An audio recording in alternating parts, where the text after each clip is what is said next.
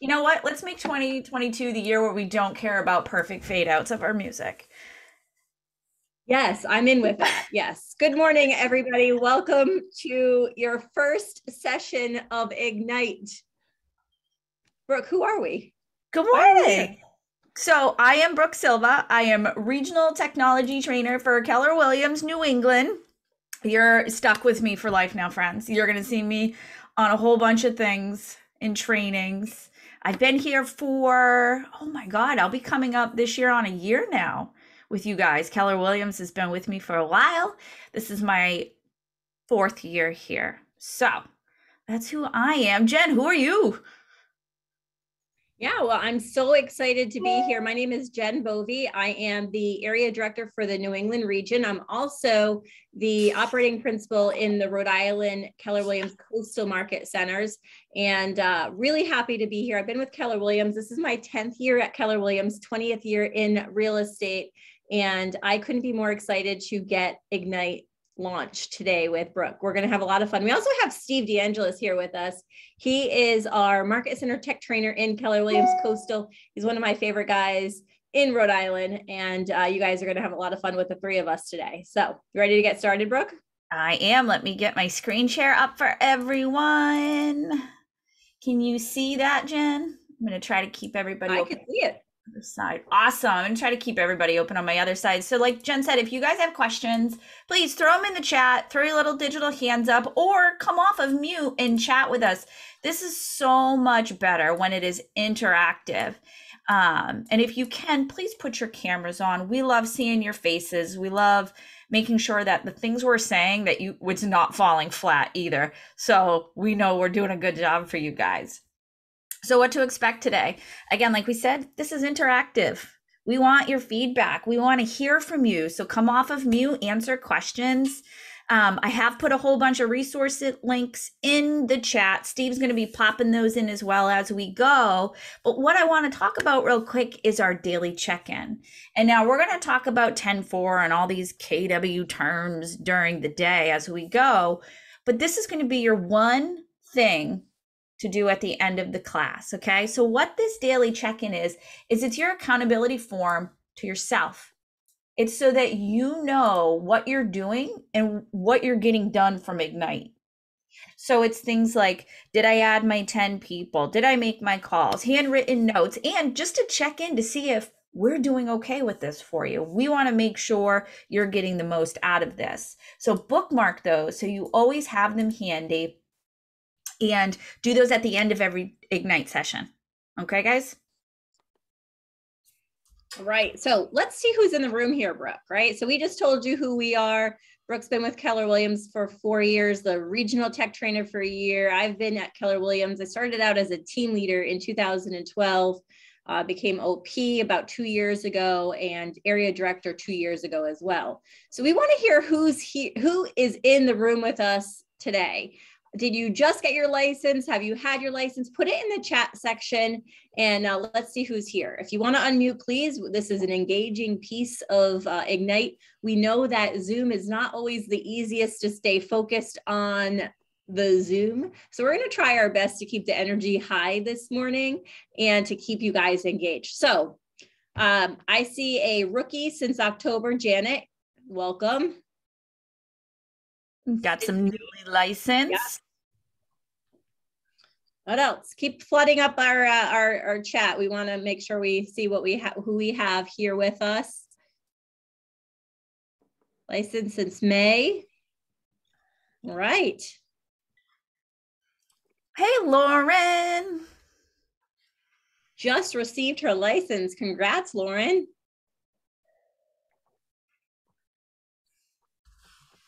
A lot of just got your license. Awesome. You know what?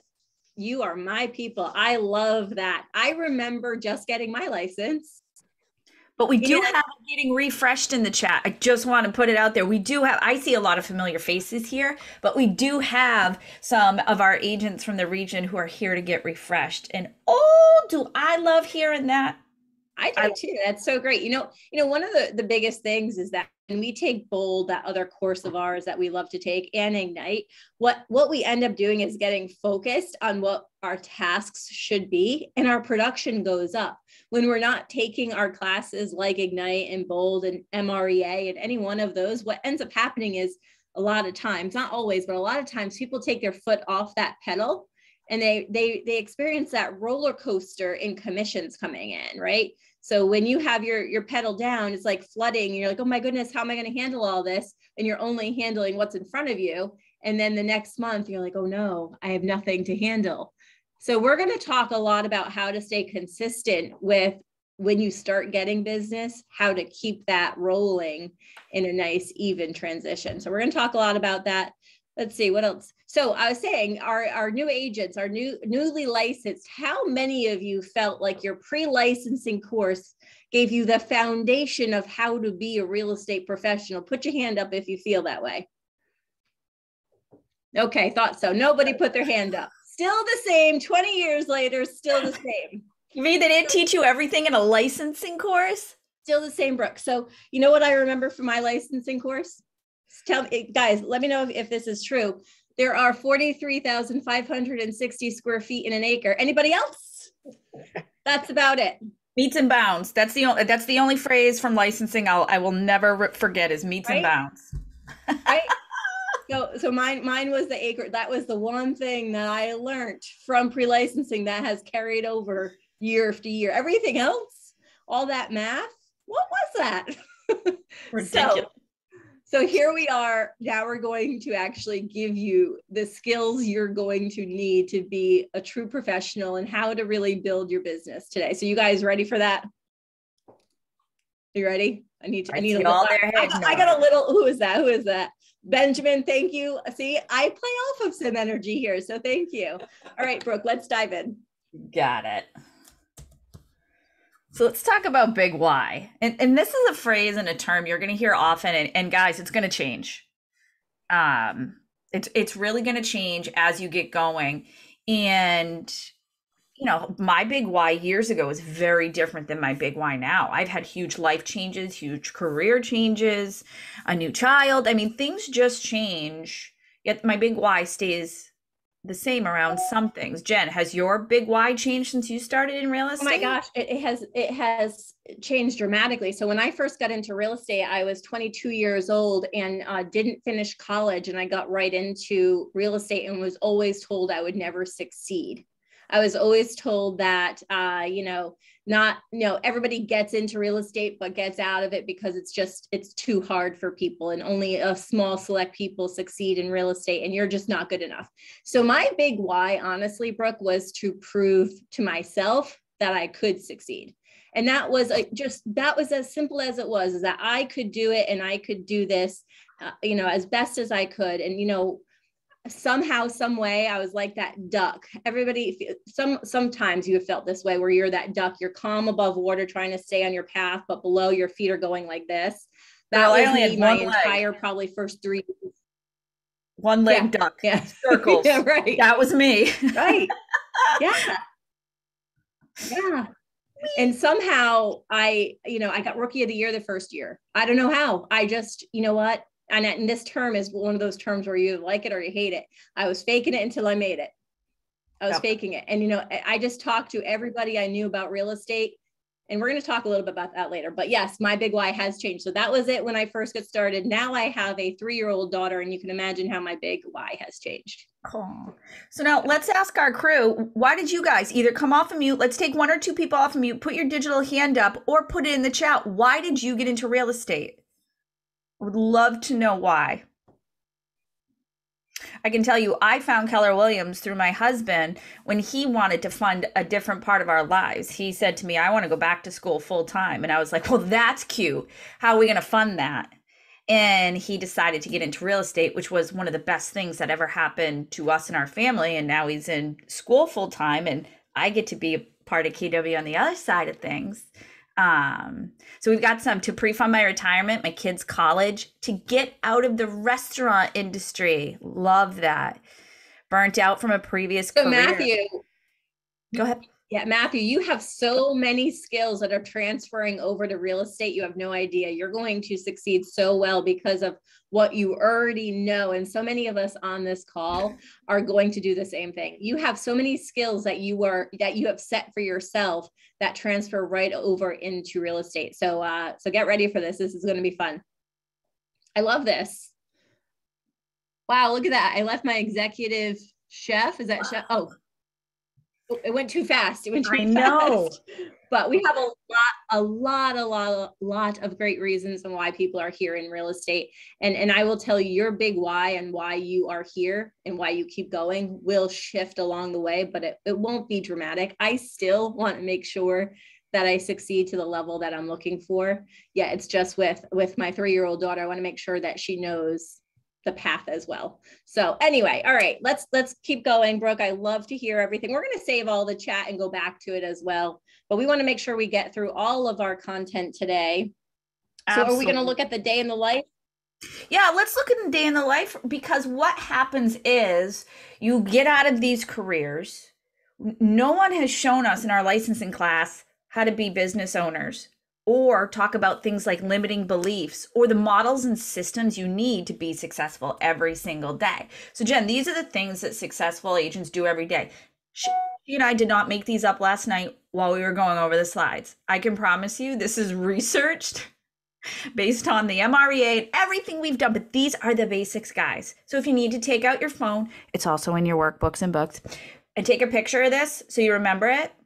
This is what you should be doing. Take a little picture. I'll take a selfie with you. Put these in. So Jen, what do successful agents do every single day? Well, it's as simple as what is on this page. It really is. It's lead generate for buyers, make seller listing appointments, get listings, make buyer presentations, get listings, and preview real estate. Like that's it. That is your lane. But you know what? Somehow, in some way, we all get trapped in the running the business part, and we forget about the growing the business part.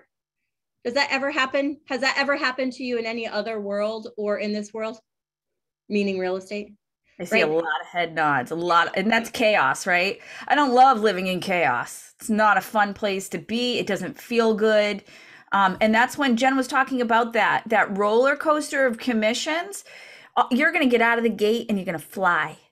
And then all of a sudden, you're going to be running your business. But when you're running your business, you're not growing your business because you're too busy putting out what you think are fires, what may be fires, doing the things that don't necessarily hurt or aren't as fun as growing your business.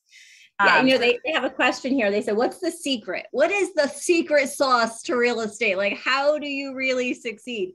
And you know what the answer is? Anybody? Unmute yourself if you know the answer to that. There is no secret. It's what's on this page right here. If you could master doing this left side, you guys are going to do really well in this business. It's getting stuck in the right side or the getting ready to get ready side. I can't sell a house because I don't know enough. That's a limiting belief. I can't talk to anybody about real estate because I don't know too much about real estate. That's a limiting belief.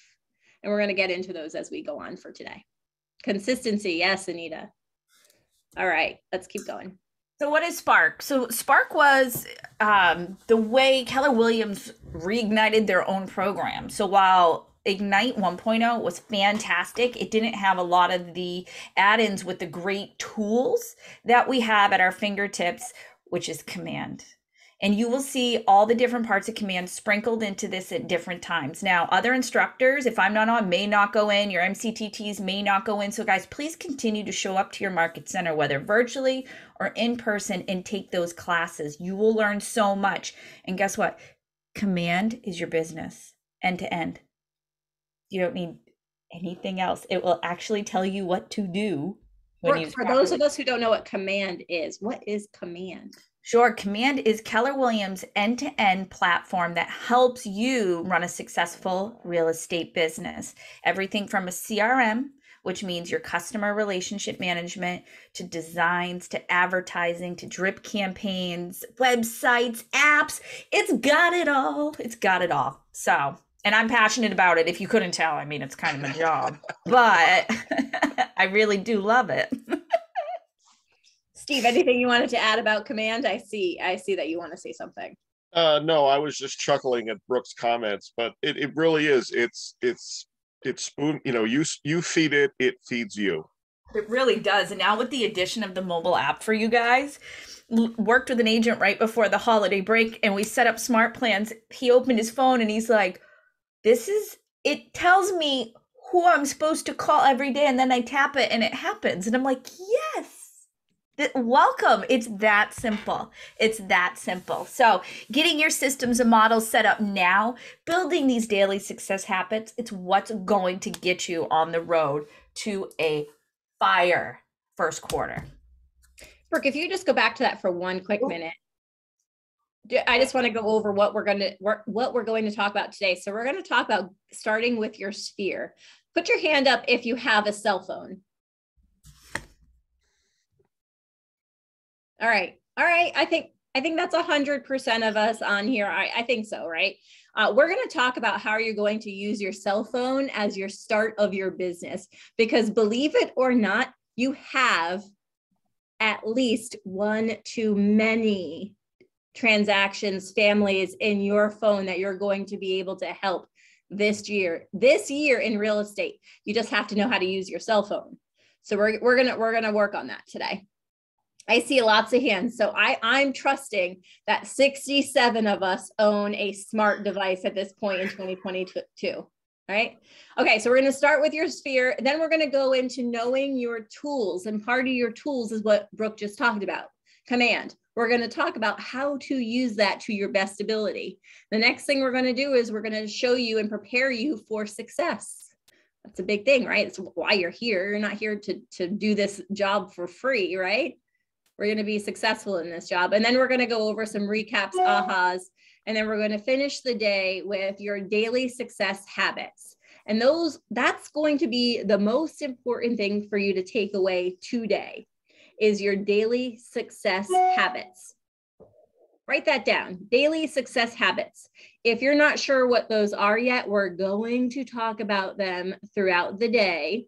And at the end of the day, we're going to make sure that you remember those, because if we don't do that, we're not doing our job. We're not like, this would be a waste of time. And you know what? I don't like to waste people's time. No.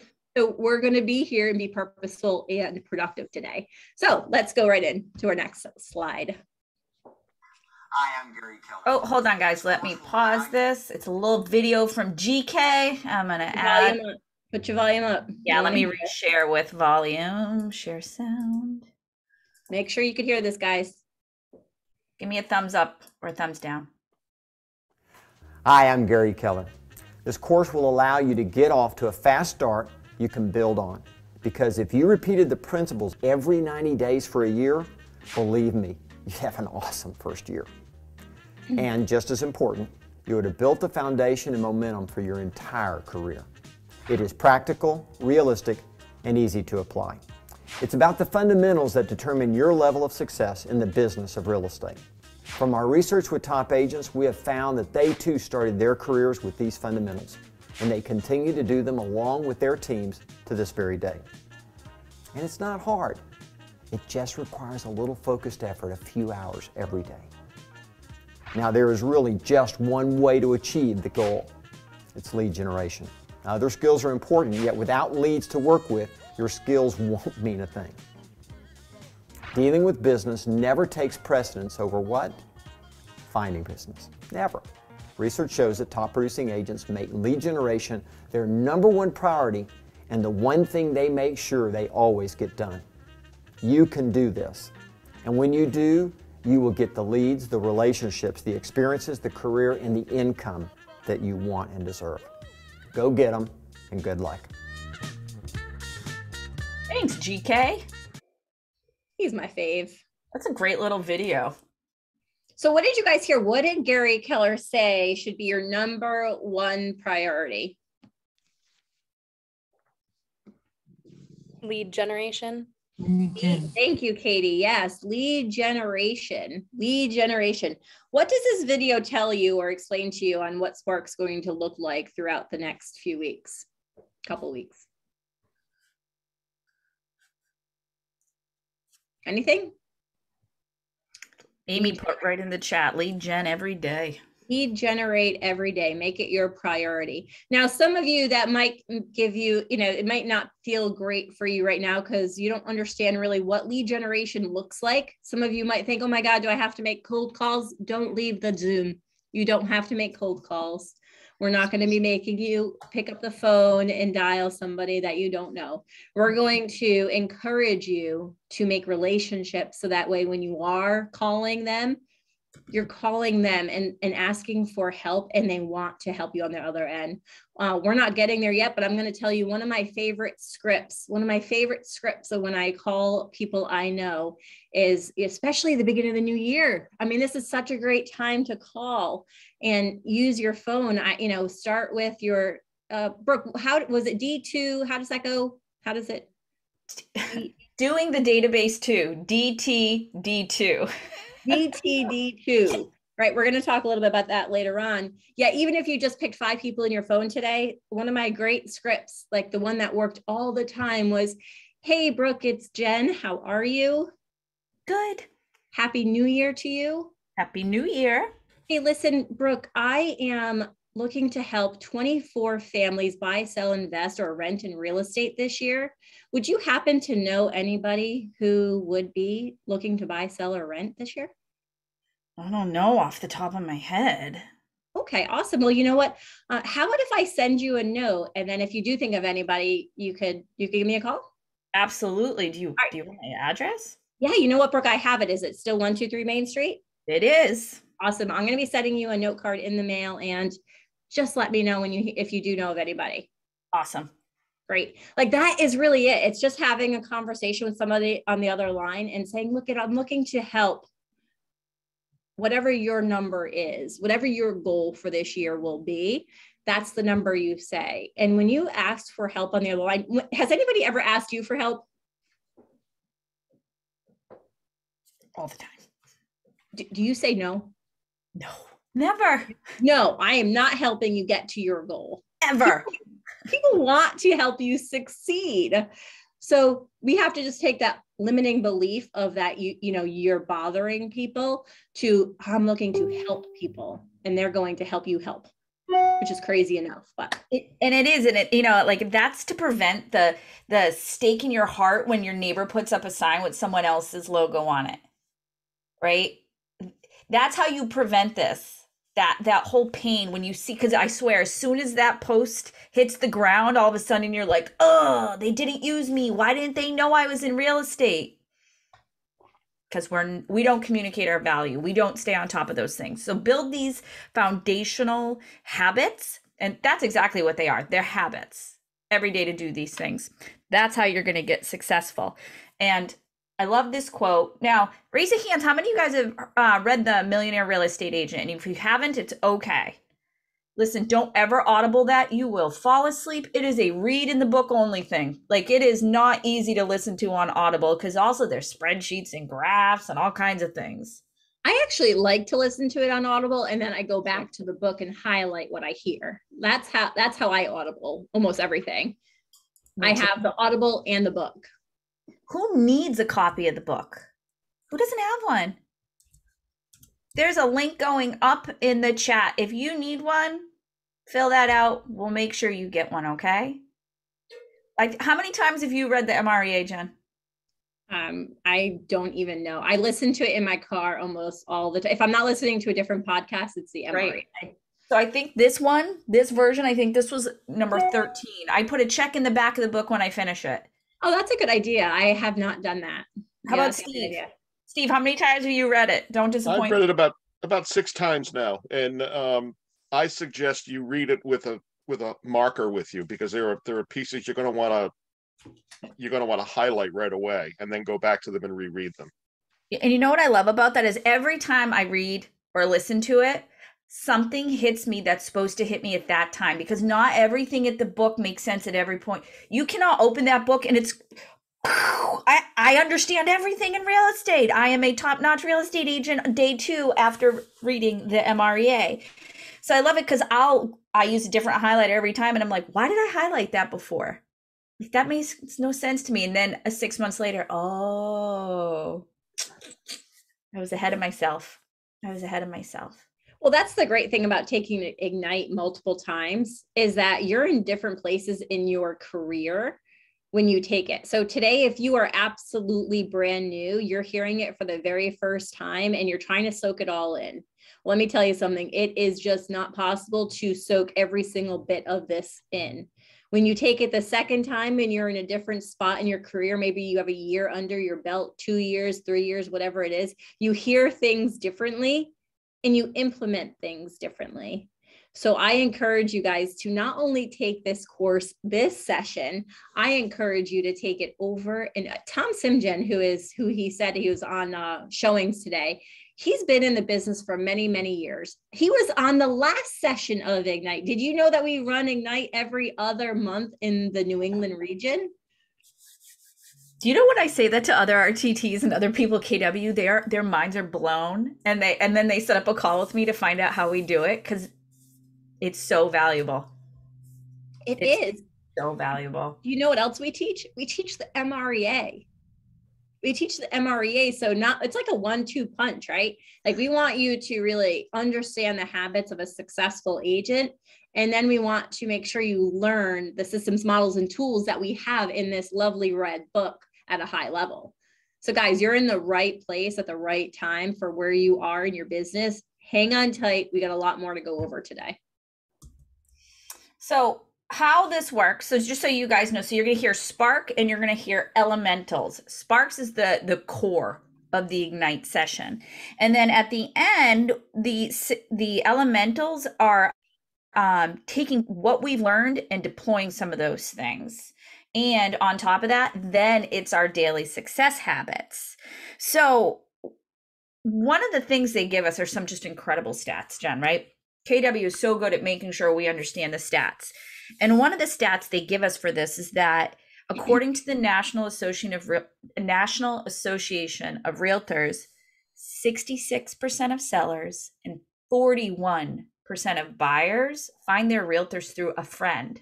Y'all have friends? No? Steve is my only friend on this planet. Excuse me, I went to a football game with you. I know. Steve is my bestie. So I didn't get invited to a football game. What the hell's going on here? Nope, girls only. And my husband.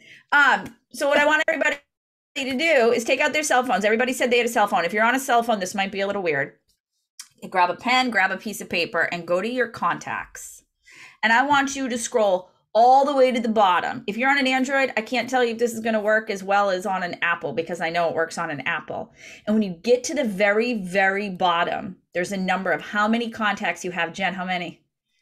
1,528 contacts. 1,722. Oh. Well, schools. I think I have the school saved in there like 50 different times for every kid, right? Like, so. But I want everybody. Excuse me. You can do this with a Droid, because I have 1,847 contacts. Winner. Right? So scroll. Now I want you to write that big, because we're going to remember. I just want you to write that number, contacts and phone, circle it, put it aside. We will be coming back to that, because there's a simple math formula, right, Jen? Yes. You know what, though? There's something that's like just bothering me about this statistic. If 41% of the buyers are coming from a friend, where are the others coming from? Anybody know? Referral partners, like Zillow and a million other ones now. Your phone? Okay. These are the buyers that are going to Zillow, and the buyers that are trying to find an agent that you end up paying money for to get them. And this is the whole thing that Gary Keller is trying to protect. He said, if you master your sphere of influence, if you master your database, your data bank, that number increases, because you have a buyer from going to Zillow and going from any of these other sites to go find an agent to then that agent has to pay for that person. Does that make sense, guys? We are literally in the fight for our business to make sure we capture more of these buyers by your sphere, by your contacts. So we're going to really talk deep, talk at a high level on how important it is to get your friends, family, your sphere of influence into your database and not to Zillow's or any other ones. So, all right, sorry, just had to mention that really quickly. Nope, I love that. So let's talk about sphere, because sphere is everything in this world. Sphere is going to change too. Your sphere, though. So actually, before I answer that, what is a sphere? In your own words, what is a sphere of influence? Sometimes you will hear this as SOI.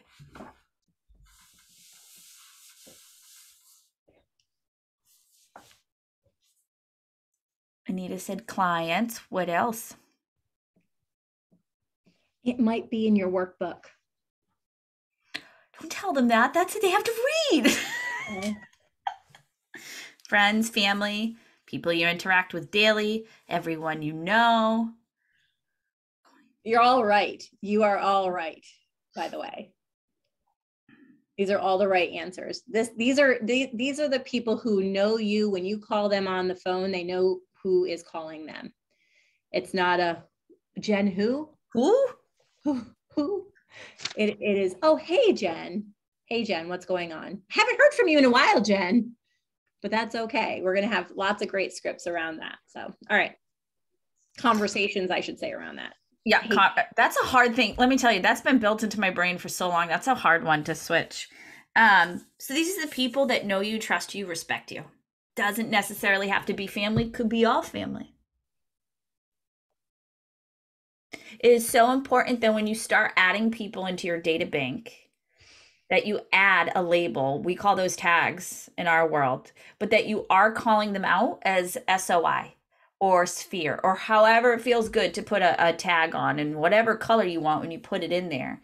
But this is one of those things is in the beginning when you're building, these are the people, guys, if they know you, love you, trust you, would refer to you, you should have all their info.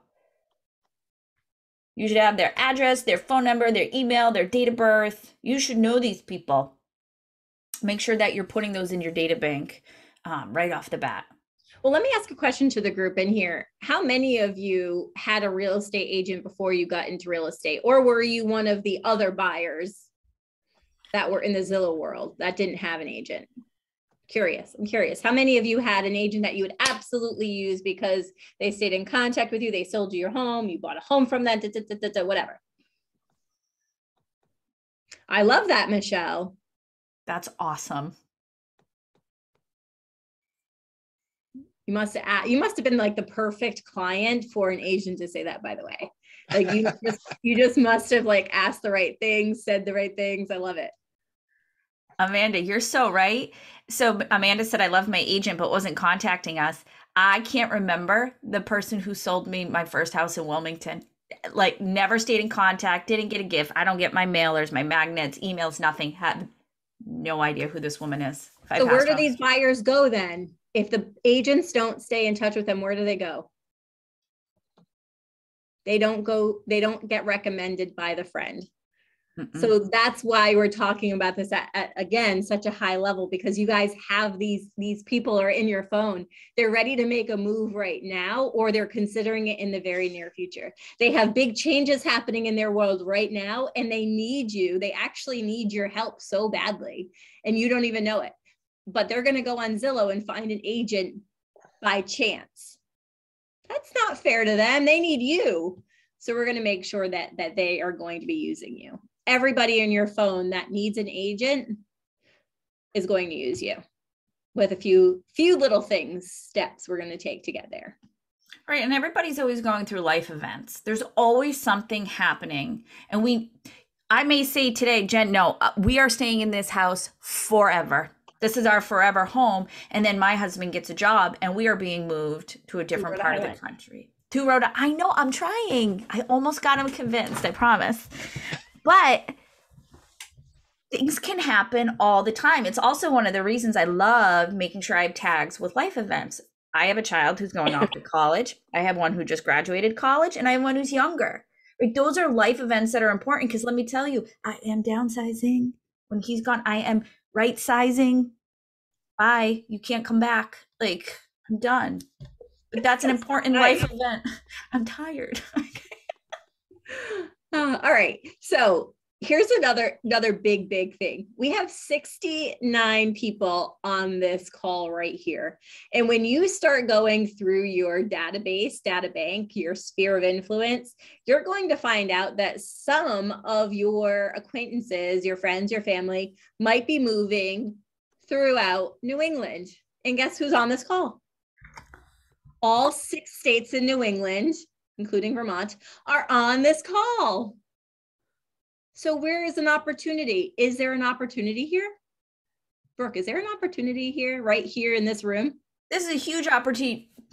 I hear so many people tell me, I met my referral partners in other states on Ignite. We became script partners, conversation partners. We were on all virtual classes or in class together, and I made connections on Ignite. So I know, hey, if I've got a family member or a friend or a client that says, I want to move to Vermont, I've got an expert for you. So use this opportunity, guys, to know who's on this call. Meet each other, connect with each other, put it in the chat section here. And then you know what you could do? There's 3 little dots to the right side of the chat box. Does everybody see that? There's 3 little dots at the bottom right corner. If you click on that, it says save chat. You could save this entire chat and go back to anybody on here who's going to get outside of their comfort zone right now and say, hi, my name is, I am from this market center. Here's my email address and here's my cell phone.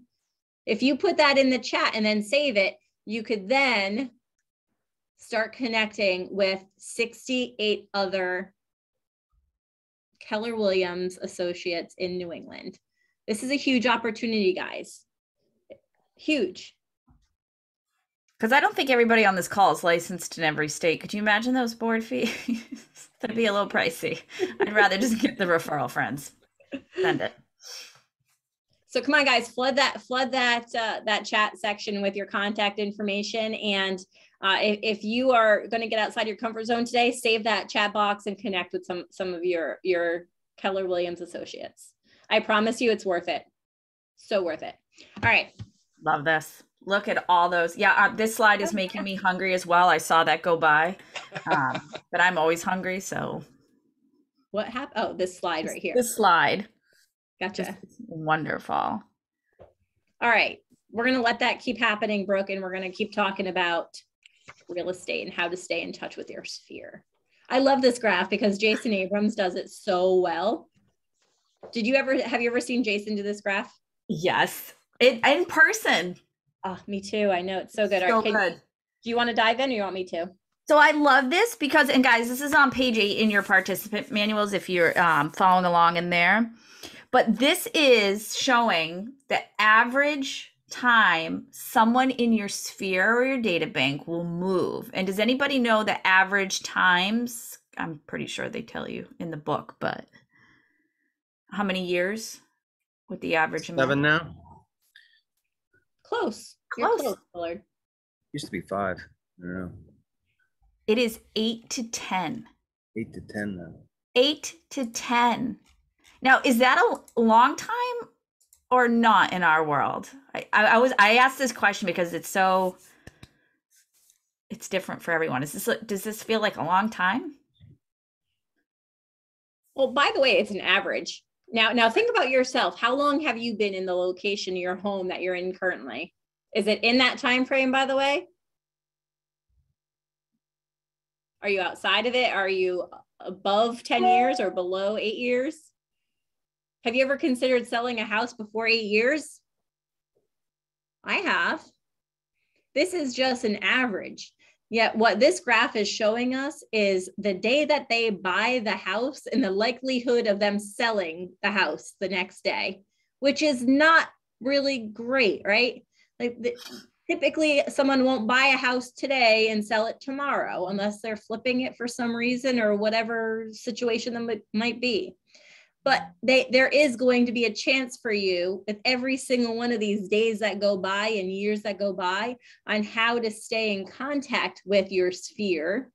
So that way, when it is in that time frame for them to sell their house or buy a new house, who is top of mind? And so important too, though. Okay, so here's the day they buy, here's the next day, and here are all the little touches that are happening along the way. How would you feel if your friends only contacted you when they wanted you to buy something? Does anybody have any of those in their life? Maybe there's somebody you went to high school with and they jumped on something, and you only get direct messages when they're selling something. Does that feel good? Mm-mm. It doesn't feel good. And that's what happens. That's how the stake in the heart happens. That's how the neighbor sign goes up, where maybe you help them buy the house. But that's what happens is we buy, it's the next day. We don't check all these notches off, and then they're ready to buy or sell, and you're no longer top of mind, because the only time you ever contact them is with buy or sell. Buy, sell, and best prefer. Buy, sell, and best prefer. Right? So these little notches are notches of value. So we're going to add value to the relationship as we go. The other thing this helps us do is, what is something that may come up often when people find out you're in real estate and they ask you about commissions, right? They're oftentimes, people think we're only about money because we forget about these tiny little notches on the way that are all pieces of value to our clients. Well, something like that, it's you're literally solidifying and building such a relationship that they know that you care about them. It's the psychology of real estate. Keep that in this whole world. Don't remove that from what you're looking to do. Like, we know that you have transaction goals. We know that you have income goals. But if you make it more of a goal to build relationships, guys, everything falls on top. That income goal really starts just getting met, because what you're doing is you're building relationships by each one of these notches, by saying, hey, I care about you all year, not just when you buy or when you sell. Not just that 8 to 10 years where, oh, I sold him that 8 years ago. Let's start with the letters. Let's start with everything so they know I'm still in business 8 years later. Right? I do love this. And hearing Jason, if you can ever hear Jason Abrams talk about this, it's fantastic. It's fantastic. So does anybody on the call know anybody who just bought a house? Steve does. I see you, Steve, in your glow. Yes. Okay. So now's the time to stay in contact with them, right? Now's the time to say, hey, congratulations on your home. Well, it's also very important to remember that NAR tells us every single year 80% of the people who purchased a home plan to use that same realtor again, but then 6, 7, 8, 9, 10 years later, less than 20% do. Why? Because they don't hear from them. They lose contact. Like Brooke said, she doesn't remember the name of the person who sold her house in Wilmington. So that's why you always want to, there are notches on the upside. You better have some notches on the downside of the cycle too. And to quote that famous nerd, don't just throw up real estate at them all the time. Right? Talk about things of value. If they have, if they have children and there's a children's event coming up, let them know about it. If there's stuff in the neighborhood, let them know about it.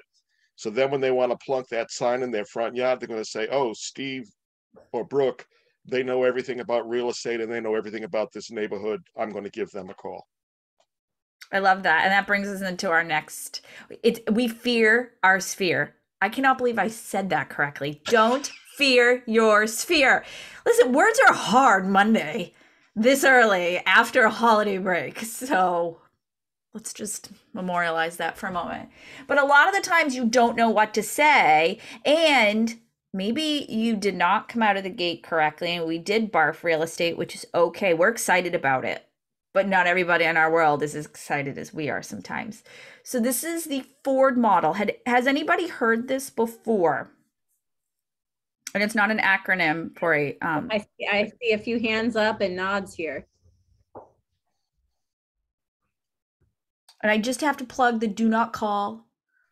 Listen, if somebody says take me off your call list, if you don't know what the do not call is, we do have a ton of resources. It's in your book 30,000 times. I'm not an attorney with the do not call, but I just need to say it. If somebody is on the do not call or does not wish to be called by you, please do not call them. Thank you. So let's go over the Ford. Your Ford conversation again is just bringing reality and genuineness to your call. Talk about family, occupations, recreation, and dreams. So, there's a question in our book here. It says, what fears or hesitations do you have about calling your sphere? So I'm asking you guys that. What hesitations or fears do you have about calling or connecting with your sphere? Put it in the chat or unmute.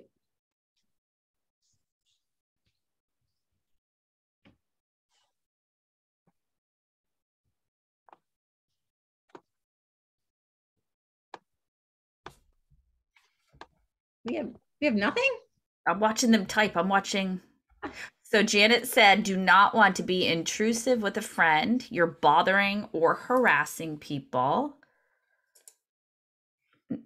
People want to have faith. They don't want to talk on the phone, not knowing what to say. Yep. I'm seeing bothering people come up a couple of times now. Well, Jen's going to talk about that. Fear of rejection, bothering people. So where does that come from? When you say you're bothering people, why do you say that? Like where does that come from? Have you been bothered? My internet is not great, Brooke, so you might want to take on for a little bit. Yeah. I want to comment on Catherine Mavali put a comment in that at this point they will have questions that may be simple, but I won't have an answer for them. Don't worry about that. It's very easy and it's very safe, and it's much better to say, let me check on that and I'll get back to you. Because the last thing you want to do is give them a bad answer and then you look like an idiot. So it's very safe to say, let me check on that and I'll call you back and let you know. So somebody put in the chat, I think it was Amy, people associate cold calls with being annoying. But let me tell you guys, this is your sphere. This is not, hi, this is Brooke, and I'm calling about your 1986 Chevelle warranty on your car. No, this is not cold, because these are people you know who love you and trust you. So there's a mindset we can squash right there. These are not cold calls, because we're also not calling every call to talk about real estate. This is where I famously say in my classes that Steve loves so much, is that we're not barfing real estate on people, because we still have relationships, and relationships come first, right? So when we talk about Ford, we're talking about what are we saying to them when we call that has nothing to do with our world? Because we cannot start every call with real estate. That's how you're going to break those relationships, right? So let's talk about that. Let's talk about something. So Steve, call me. You're the agent. I'm your client. I'm in your sphere. I've never really done anything with you. We went to high school together. Call me and do a family. Ring, ring, ring. Hello. Hey, Brooke. Steve DeAngelo's calling. How are you doing today? Hey, Steve. How are you? Pretty good. Boy, it's been a real long time since we've chatted. How are things going with you and your family? They're going good. Can you believe Matthew is graduating high school this year? I know you just saw the post on Facebook. I saw you liked it. Yeah, well, I just want to give you the same warning I give everyone that has a kid going off to college. As soon as they leave, change the locks. I'm downsizing. I'm just telling you now. So, hey, tell me, are you still working at Keller Williams? I am. Wow, you've been there for a while now. Is your husband still working there too? No, actually, he went to school and now he's getting ready to become a big old famous physician's assistant in New England. Wow, that's pretty good. That's going to be quite a change from his last field. It very much so. Very much so. And so what have you guys been doing lately? Did you have a good summer? We did, just working, learning. Kids are plugging away, just trying to stay safe and healthy and plugging along.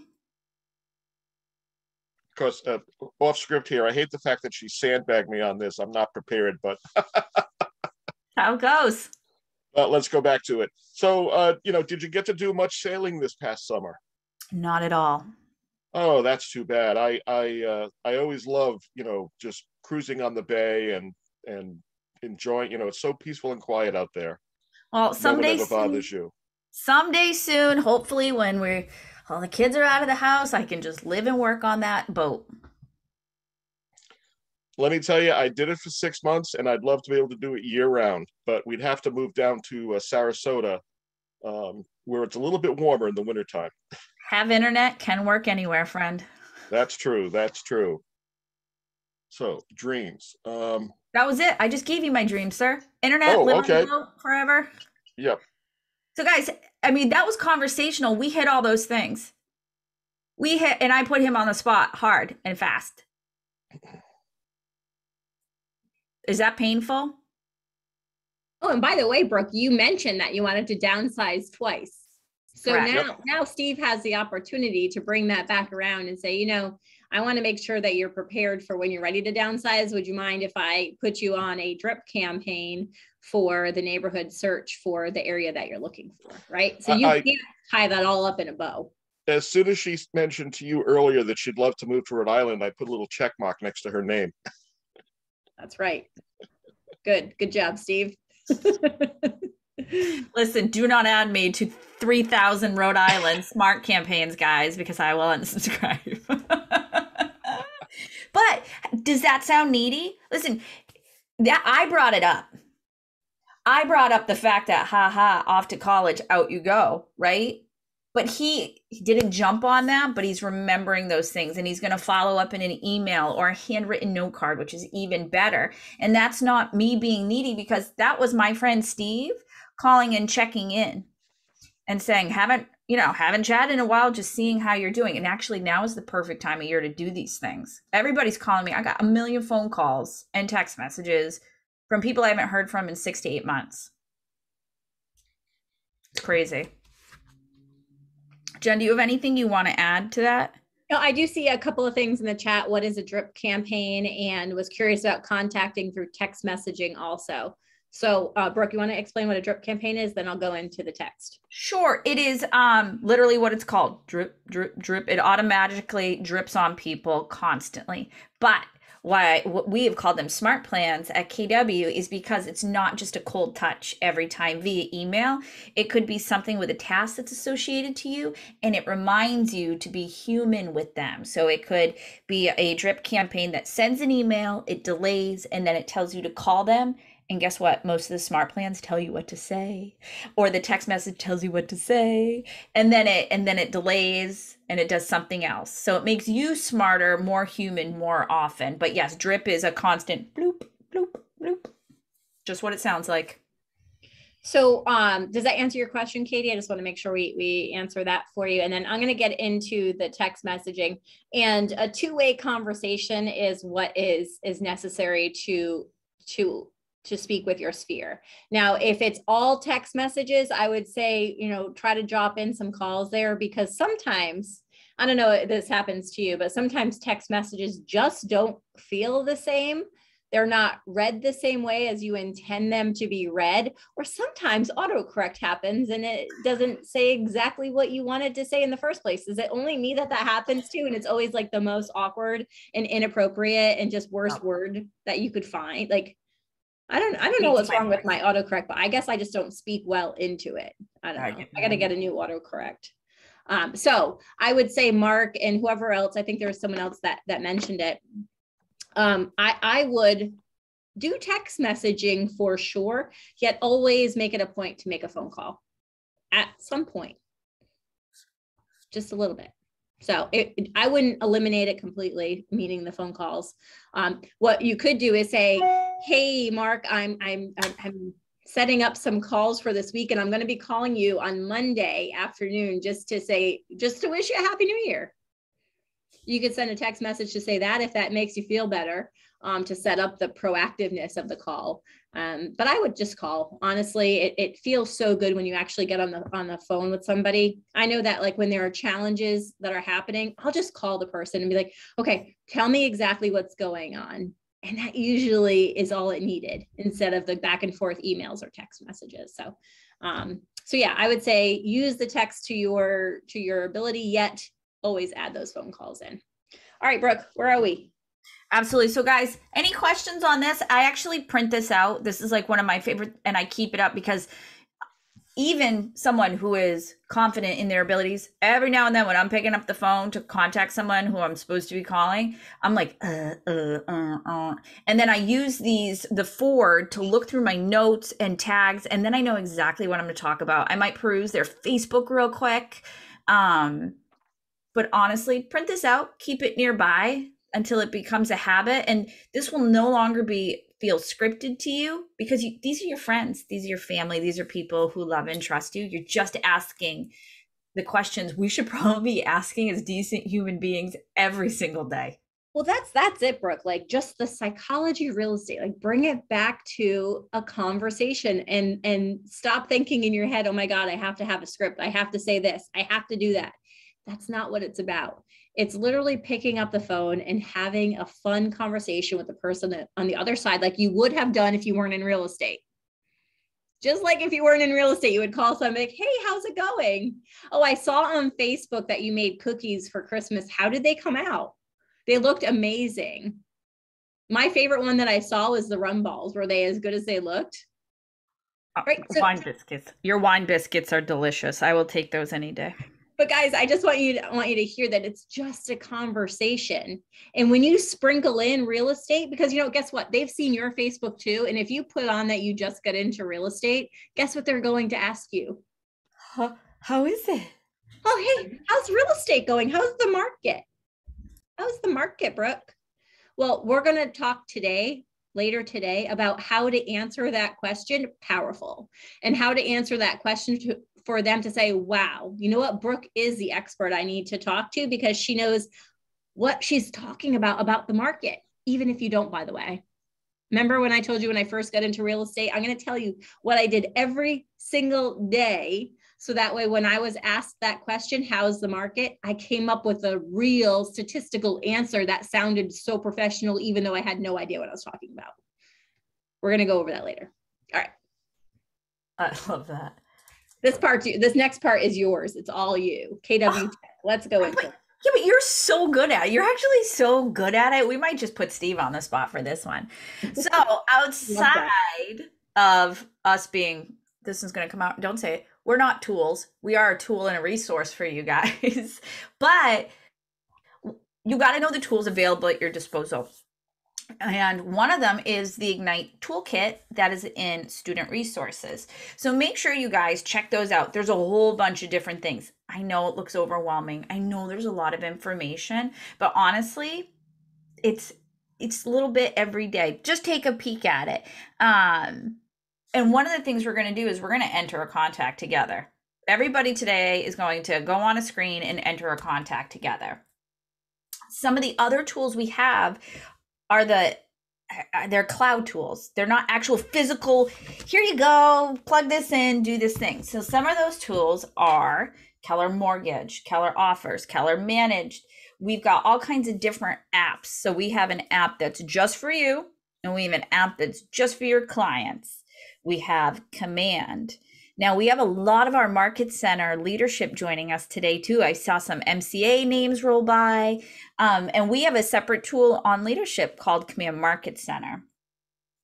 Let me just ask a question. I have to ask this. How many of you on here know what this means? Know what this says? You don't have to yet. What is Keller Covered? Anybody know what Keller Covered is? Keller Mortgage is pretty self-explanatory. It's a mortgage company from Keller Williams. What's Keller Covered? Insurance agents. Thank you, Willard and Amanda. Yes, it is. It's insurance. We have insurance. What about offers? What is Keller Offers? No Keller Offers. Right? So these are just tools in your tool belt. And what Keller Offers is basically the iBuyer program. It's not in every state right now, but Keller Williams does have it. I actually don't think they're in New England at all currently, but it's a tool we have. So if you know somebody out in the West Coast and they're looking for somebody to iBuy their property, we have that available. Same thing with Keller Manage. Right.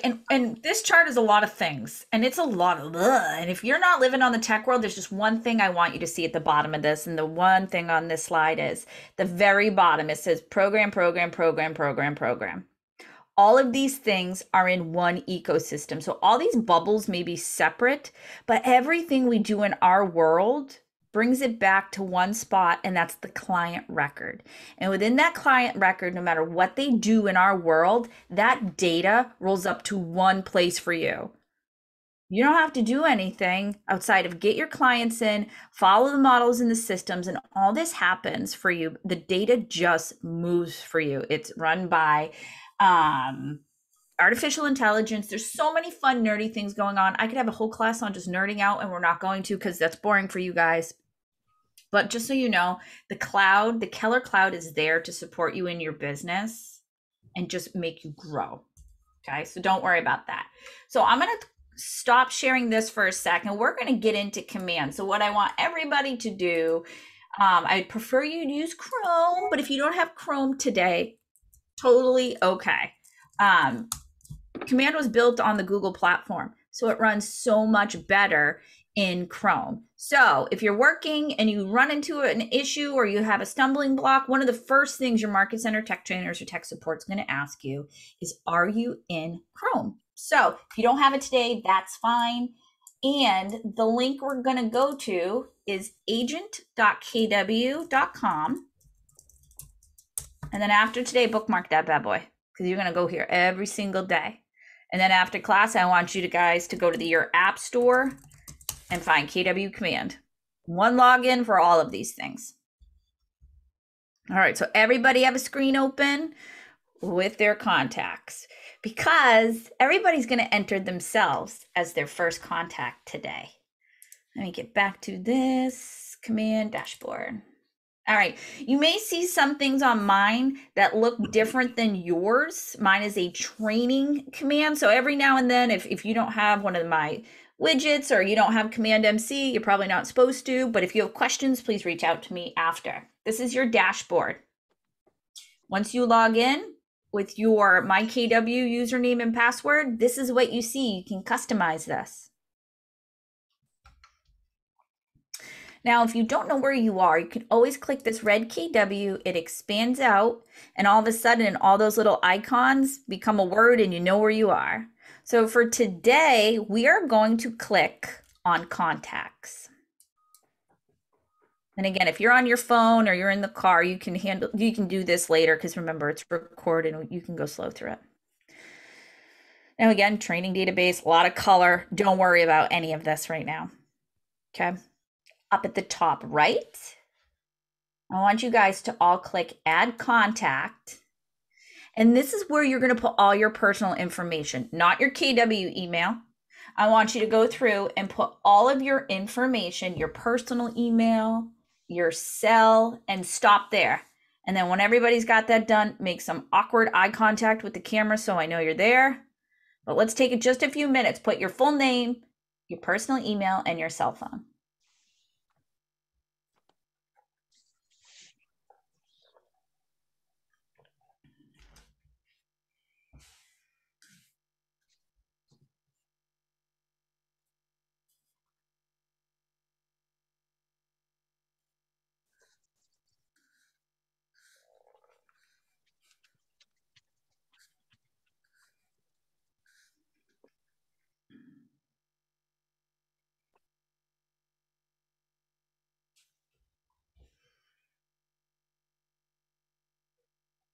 All right, how we doing?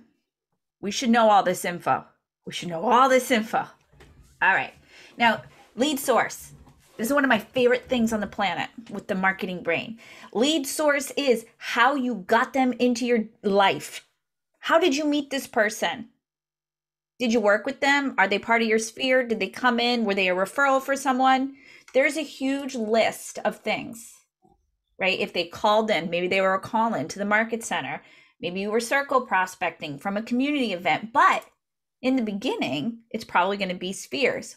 So SPH, sphere is one of the lead sources that you can add right away. The other important thing is, and I love this for reporting, say Jen referred someone to me and I'm entering them in my data bank right now, I can select her from my contacts. So that way in the future, I can see how many people were referred in and by whom. I love that. That's huge. That's powerful. That's powerful. You see where your business is coming from. Okay. So I'm going to put sphere, if I spell it correctly. Okay. Now, mark as lead.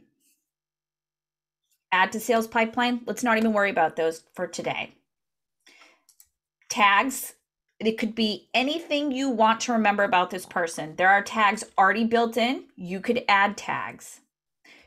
You could tag it again as sphere. You could tag them as a barbecue fan.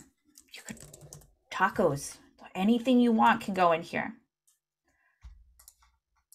And when we click add more information, this is now where we get into additional information. Maybe they have a work email versus their personal one that they want you to use. How do they prefer to be contacted? Okay, my husband is currently a paramedic. He can't pick up the phone. But if you send him a text, that guy will shoot you a text right back as long as he's not helping someone. Okay, so you check whichever bubble is most important. And then I love this. So I'm not originally from Massachusetts. I grew up in New Hampshire. I do not know zip codes down here. I can tell you all the zip codes in New Hampshire. I cannot tell you the zip codes down here. So now as we start to type 123 Main Street, Reading, Mass, it comes up, and this is the power of having Google drive some of the engines that power command. As you're typing, it just comes up, which is wonderful. As we select it, it puts it in, and it also puts the zip code. And in the background, what you also don't see, and it will be there in future in the opportunities, is the county. I love that because I also never know which county I'm in down here most of the time. I know I'm in Middlesex. That's about it. And here's a wonderful thing as well. Facebook profiles or Instagram or LinkedIn. And why I love this for lead gen in the future is you may get a task from one of your drip campaigns that you're supposed to leave something on their social media. Social media can be a black hole of productivity goodbye, right? So instead of going to Facebook, catching your eye on something, what you can do is select the whole web link and paste it in here. So you would just go to Facebook, find their info, copy and paste it right in. And you can add more profiles. So if you know their Instagram, right? You can do the Instagram.com, right? And so on and so on and so on. So when you're doing your lead gen, when it comes up in their profile, you click, opens in a new tab. Happy birthday, Steve. XOXO Brooke, post, back here. Fill out my activity, off I go to my next thing.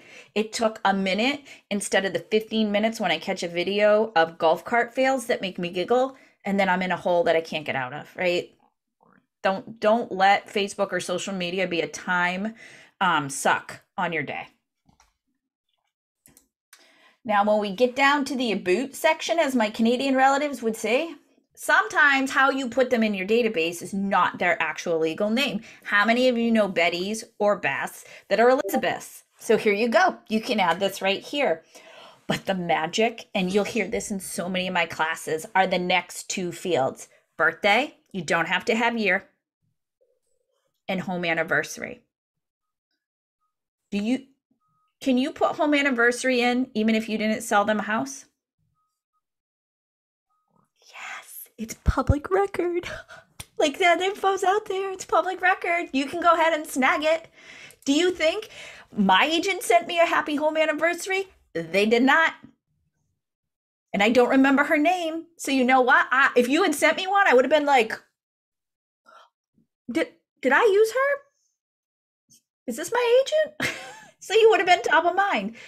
You can still send happy home anniversaries to your sphere. This is where you would add spouse. Now, everybody at the table has to have their own seat. We do not stack people up in one chair. So just like that, command, everybody needs their own seat, and this is where you connect them. So if I were in here and I needed to connect my spouse, I would click on it, or I would create it new here and click add. Now they're connected as spouses, mothers, brothers, sisters, partners, son-in-laws, whatever you need. And then don't discount this last field. This is where you work or what you do. Friends, by putting this info in here, you are building your vendor list. Everybody says, I don't have a vendor list. You do, because everybody does something, whether they're retired, whether they were a homemaker, whether they were in the car business. There's something here that somebody needs in your hyper-local community, and you'll be able to use this list in the future.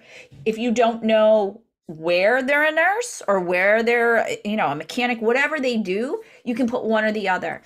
Nerd is an actual title. It's called Nerds Educating Realtors Daily. That's like a real title. So see, we do things. And then you can pick from a list or add.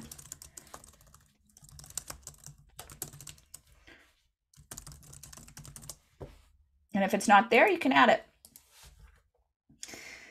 This is huge. So all the things, a huge amount of the things we talked about in Ford, Steve knew because he has these things in his command. Now we hit create, and the contact will come right into your command and will be lined up here.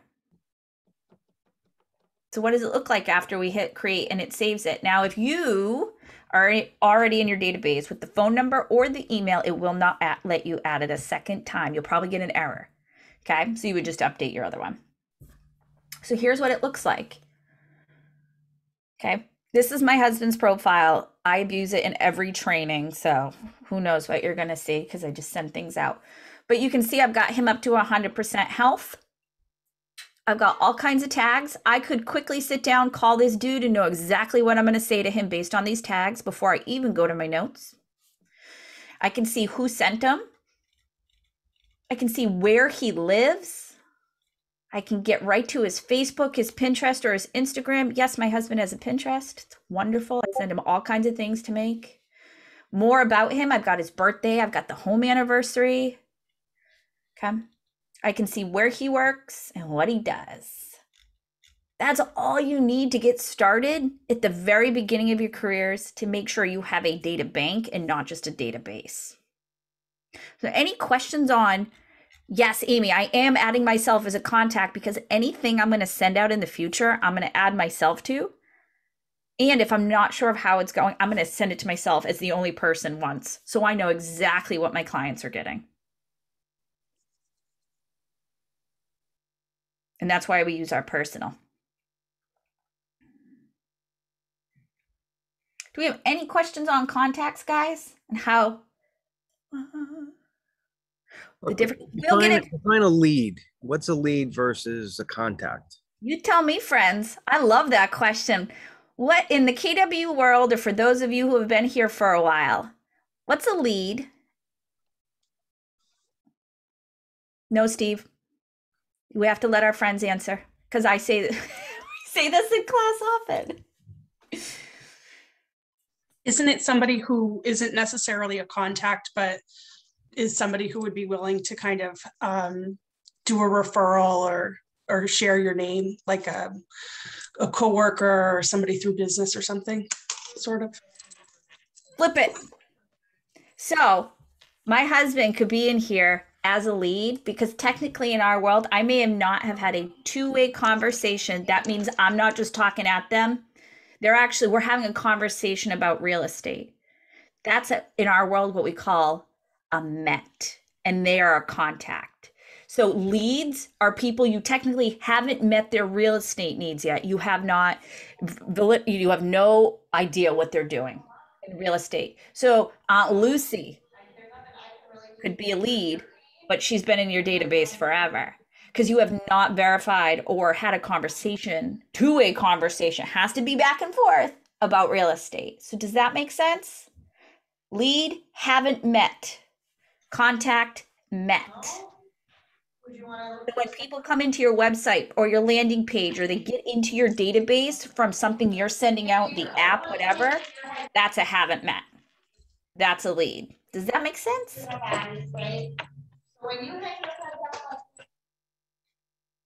So you could put someone on a drip campaign, but you've never had a conversation with them. They're a lead.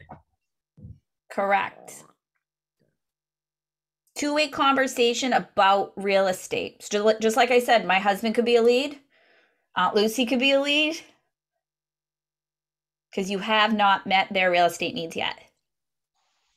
Yes, Amy, you should put them separately, even if they live at the same address. They are two separate contacts. It should never say AJ and Brooke Silva at the top. It should say AJ Silva. And then when I go down to the relationship section, I can see who he's connected to here. That's a data bank secret. All right, any questions on that before we move on to the next part? Jen, do you have anything on that you want to add? No, I think you did a great job, and I really hope that everyone here took the time to open up Command or took a note to do this after class today and enter yourself in and another contact. I mean, part of the plan today is to add 10, by the way, 10 people to that Command database. And the easiest way to do that is to open your phone and to find the top 10, right? You have favorite list, whatever, put those people in today. But no, I thought it was great, Brooke. And here's the other thing I'm going to tell you. You're going to hear me come around. We do a class called Database to Data Bank. And oftentimes I have some of the best conversations with agents who have been doing this forever, and they'll come to us, or they'll come to one of the team leaders and say, I want to sit with Brooke. I want her to help me see where the gaps are in my business. And the first thing I'll say to them is, let's see where your people live in your world. Is it an Excel spreadsheet? Do you use Command? Whatever it is. And at the end of the day, what I hear from agents who have been doing this a long time is they know they are not taking care of their sphere the way they're supposed to. So the first thing we do is we clean up our sphere and we go back to the models and systems of Ignite that work. Yes, you can upload, but I would work with your MCTT on that. If you don't know who they are, just put your market center in there and I'll let you know who they are.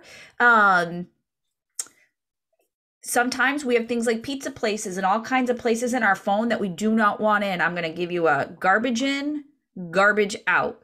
When you are putting your database in the first time, be clean and thoughtful and mindful. This is your business. Do not do a huge dump of 7,000 people from your phone. You may not know who are in. Well, not only that, it reminds you to call them too when you're entering them in yourself. Mm-hmm. It gives you the opportunity to enter them in, call them, and add some additional information. Say, hey, part of my real estate goals this year is to help 24 families, and I want to make sure that I'm providing as much real estate value as I can. And I noticed that I can't send you any mail or any email with the current market because I don't have it.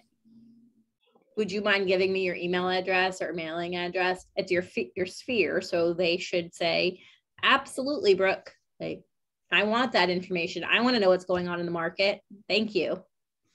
Right. And I'll say this too, is oftentimes our family and friends are a little nervous when we get into this world because they think every phone call, text, or email is going to be about buy, sell, refer, invest.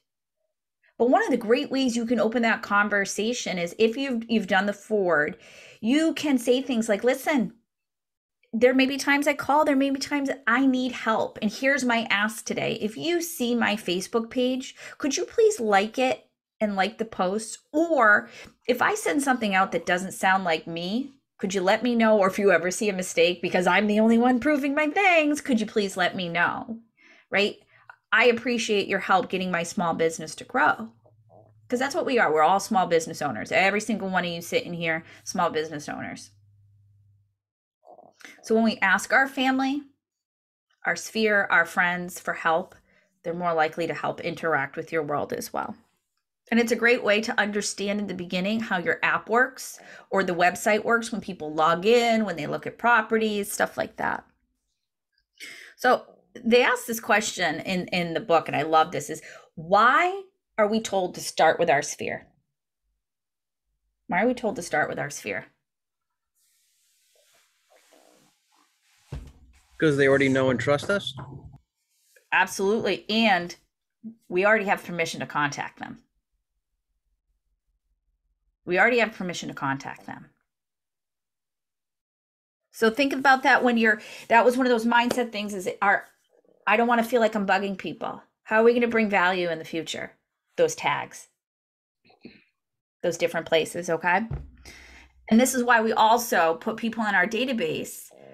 And I want you guys to have a data bank, right? I want you to have a big, juicy cheeseburger that everybody wants to take a bite out of someday. So that way, at some point in your career, you don't want to be actively selling anymore. You can sell your book of business and retain referral rights. Okay. This is your 401 KW. I know. You giggle every time I say that, Steve. Okay. So we're going to start with your sphere. And then we've got our toolkit. There are so many things in there. Go ahead, Jen. I was thinking now's a good time for a break. Oh, absolutely. Yes. Why don't we take a 15-minute? You think?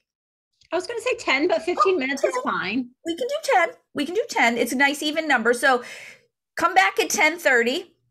I've been having so much fun. I just kept going. You're doing a great job. You're doing a great job. All right. Put your videos off, put your mute on, and we'll see you in 10 minutes.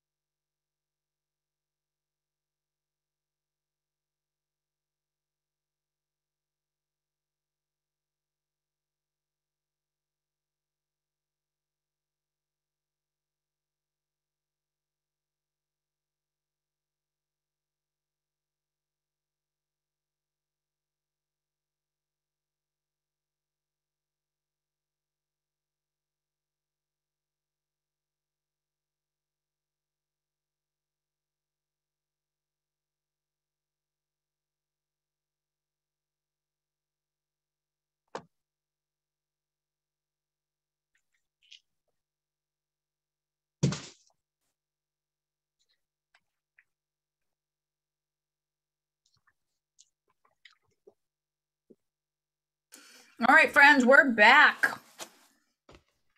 Let's give everybody a minute to get back to their seats.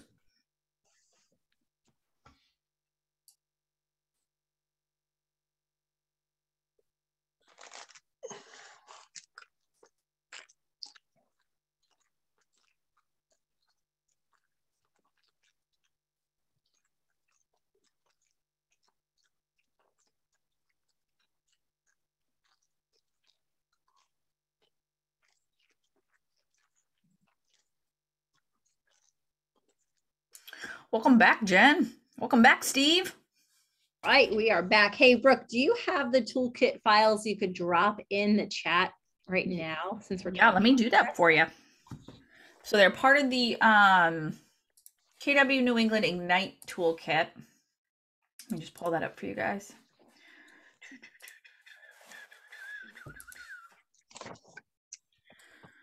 So when you guys are here, you will see the toolkit. And what I've done is there's a folder with everything separate, but if you're in that first folder, I went ahead and created one PDF of all the toolkit for you. Now, feel free to print this out if it's easier for you to mark on, to write on, to do your thing. Or if you have a tablet that you could throw it into Notability or one of your note-taking apps where you could draw right on it. I find it very helpful to be able to write right on your document some way, shape, or form and go back to it and revisit it when you're ready to use it at that time. Do you find the same thing, Brooke? Absolutely. So I have a remarkable, I had an iPad for years, and every manual, everything I do, I write notes on it digitally, only because we take a class, we throw the workbook on our shelf and we never see it again. And sometimes I'm like, ooh, I wish I remembered what I wrote. Everything's in one place for me, but I have to write on things, whether it's digital or in front of me, to remember things. So I print everything and put it on my remarkable. Yes, same here. Same here. Yeah. Definitely what Brooke just said, like, don't have a smart shelf, right? How many of you have books or manuals or anything sitting up on a shelf somewhere or that you've never revisited before? Whatever you do, this class is going to be with you for your entire career, whether you're brand new, 20 years plus in the business. This book has all of the elements you need to be successful this year, next year, and beyond. So, Brooke, we are at the prepare for success part. Okay, we have one question hanging from the previous discussion on database. Go ahead. It's from Elizabeth, and she's asking, what are the different ways you use tags? It's describing your client, it's describing their situation. Absolutely. And they're so personal. There's a whole bunch of ones that are set up by KW, buyer, seller, bought, sold. So guys, when somebody becomes a buyer and they finish the transaction, you change the tag from buyer to bought and you add seller. Something like that. It's that simple. It could be the crazy ones like I have, like barbecue fan. I also add vendor to mine.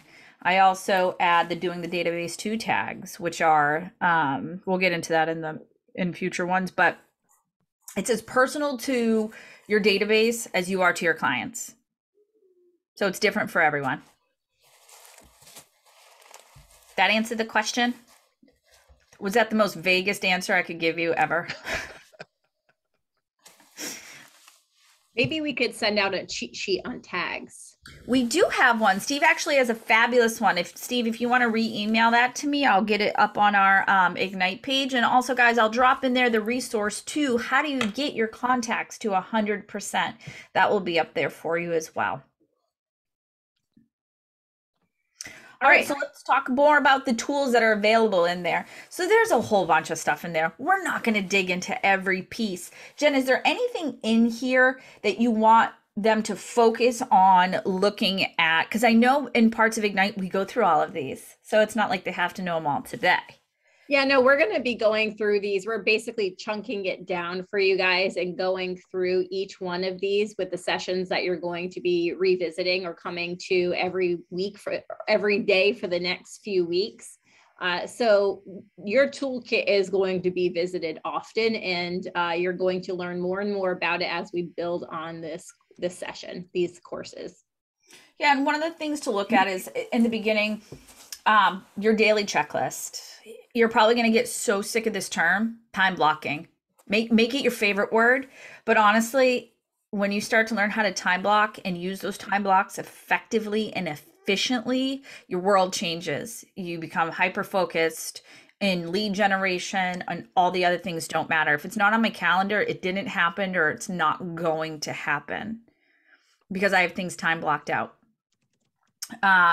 There are tools for open houses to learn more about best practices for open houses. There's a pre-listing packet. There are pre-listing questions. I would read those before you read the scripts, because the scripts come after that. So a lot of the things you're going to ask in the listing presentation or the buyer's presentation, they cue you up with the questions. So read those, so that way when you go over to the scripts, you kind of know what they're going to cue you up with. There are tons of script books in there, a ton. And there is a huge session that is focused on the scripts. And then there's a lead sheet, which is basically everything you need to put into command for someone. So Amy, just answering your question in the chat, we do post all of our recordings onto our Facebook group. So if you haven't done so yet, please join our Facebook group, because that is where you will find all of our resources, everything we're putting on here, on our YouTube channel and everything. So there's our YouTube channel, and then our Facebook group that Brooke just put in the chat.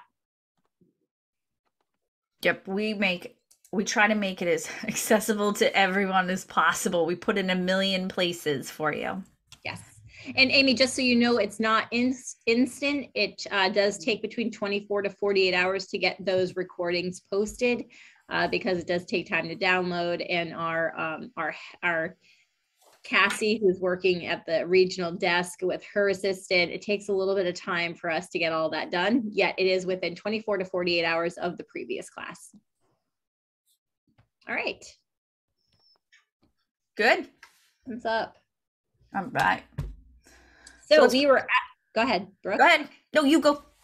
All right. So we are at the prepare for success point in our presentation or session today. So what we're going to go through is the next slide. Brooke talks about what Spark learning modules we're going to go through. Today we are at Fuel Your Career. That's where we are today. Welcome.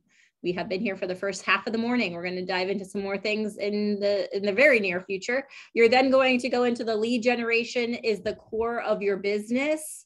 Then powerful language that gets results. Your database is your business. Setting goals that matter. Deliver your value proposition, which is one of my favorite and most important. Find and win buyers, find seller leads, a day in the life of a real estate agent. And then we're going to finish off Spark with a market center specific module. Yep. Then elementals. Yeah, so elementals is I love, because it digs into these a little harder, and you get more hands-on learning with these things, not with real clients, with one another and the instructors. But then we're going to talk about prospecting. We're going to talk about marketing, which is super important in our world. Open houses. How many of you have already shadowed or done open houses? Good. Seller appointments, buyer consultations, how to make and receive offers. Now that is not going to be state specific, okay?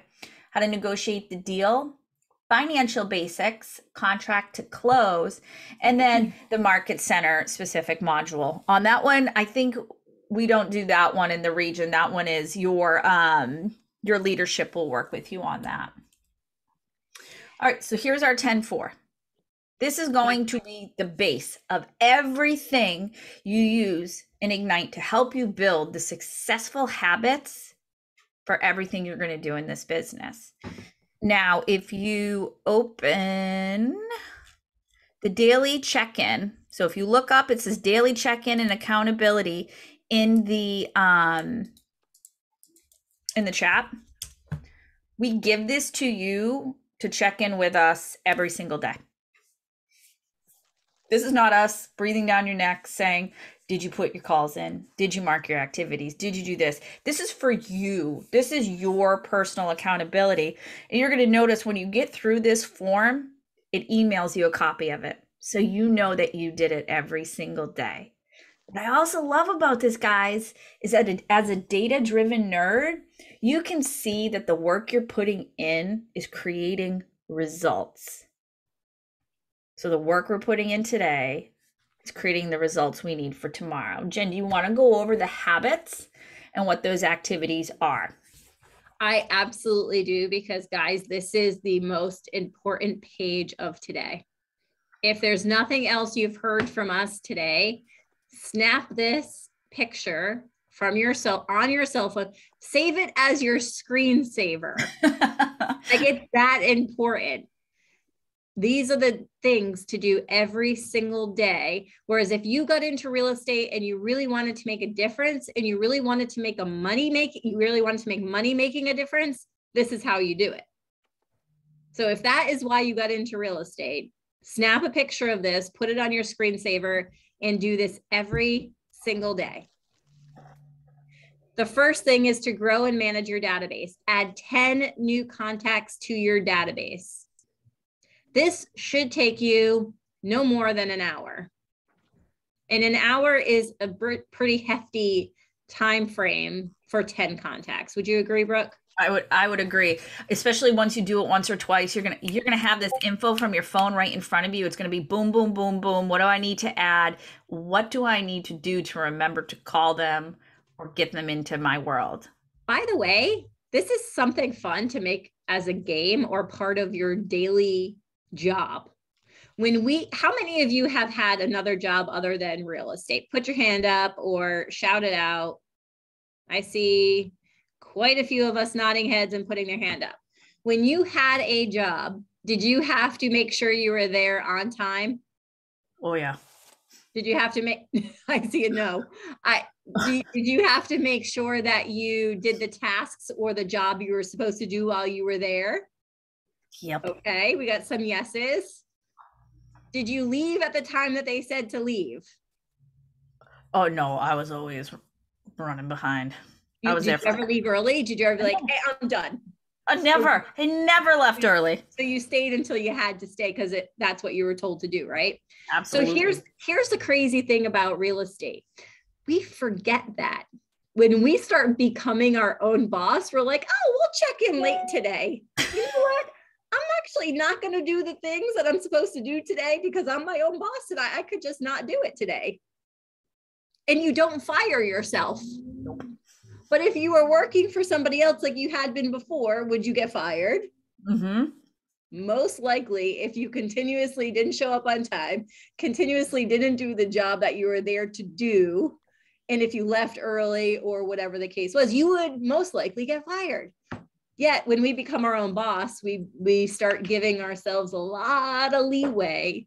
So much grace. Too much grace to say, I'm not going to do that today because you know what? I need to run around and look like I'm being busy, but not grow and manage your business. So guys, this is so important for you when you are the CEO of your business to remember adding 10 contacts a day is the name of the game. Make it a game. Have fun with it.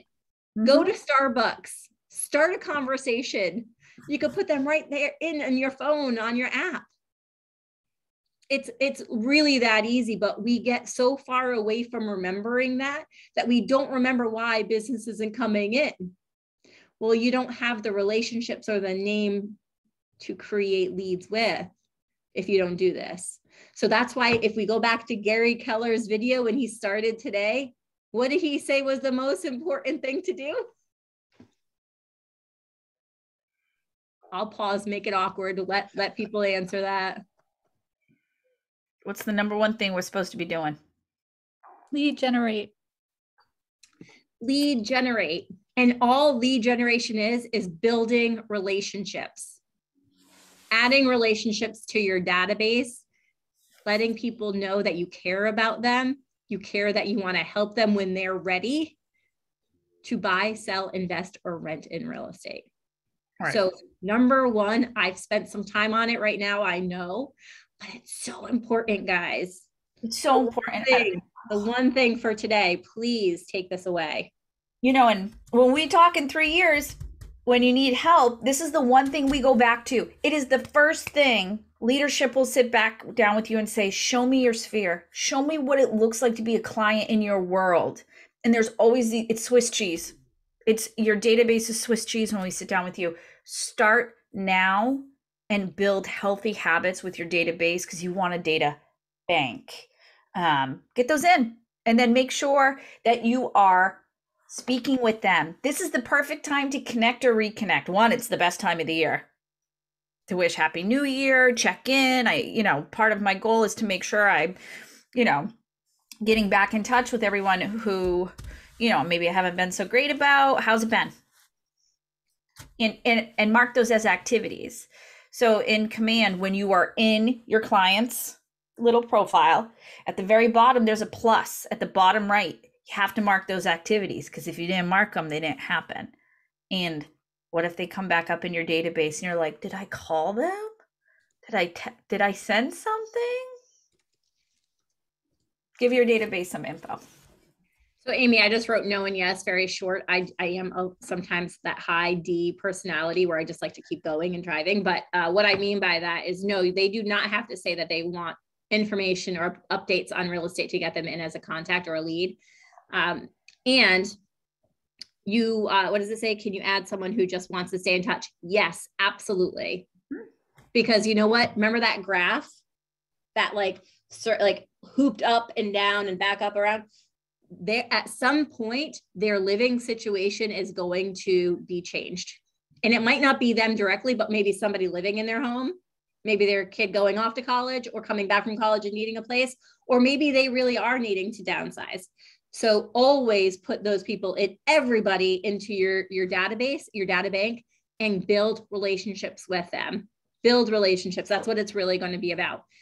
So I'm going to move on from the top one because I think I've been on a soapbox for a little too long on that one. So I'll move down to. Do we get it, friends? Do we get that part? So we get the first one, right? Like we get it, right? We're going to remind you about it every single day of Ignite anyway. Yes. So now we're prospecting. So those 10 people you added? Yeah, absolutely. The 10 people you added, all you have to do is have a conversation with them. Speaking with 10 people in your database. And by the way, if you didn't add 10 that day, make it the game to add the 10 to speak with them. Yeah, if you didn't, you have people that you could call that you haven't called yet or in the past year, month, 3 months, whatever it is. Speak with 10 people a day in your database. Now, that does not say speak to 10 people in your database about real estate. All right, I just want to make that, like, it does not say that. It says speak to 10 people in your database. Just call people and say, hey, Happy New Year to you. How are you doing? Like, that's it. That's it. There's your script for the day. Bye, friends. Go. No, I'm just kidding. But how are you doing? Let the conversation go in the direction it needs to go in. You do not have to push it down any lane you don't have to or don't want to. If you have an opportunity to say, hey, by the way, it is my goal to help 24 families buy, sell, invest, or rent in real estate in 2022, then throw it in there. Did you hear that one, by the way? Did you hear? That's an easy script. It's my goal to help 24 families buy, sell, invest, or rent in real estate in 2022. Throw it in. That script should be thrown in anytime, anywhere, any place you can. Practice on your dog, practice on your kids, practice in the mirror when you're brushing your fangs in the morning. You get it in your heads. So here's the thing. Speak to 10 people in your database does not have to be about real estate. If real estate can get thrown in, throw it in. If they ask you, how's the market? Tell them how the market is. And I'm going to pause and tell you my trick on how I somehow, some way became Rookie of the Year for Coldwell Banker in 2020. Let's see, 22. I got my license in 2001. It was, I got my license in 2001. In 2002, I was Rookie of the Year. How did I do that? It was really simple, but hard. Every single, write this down, by the way, guys.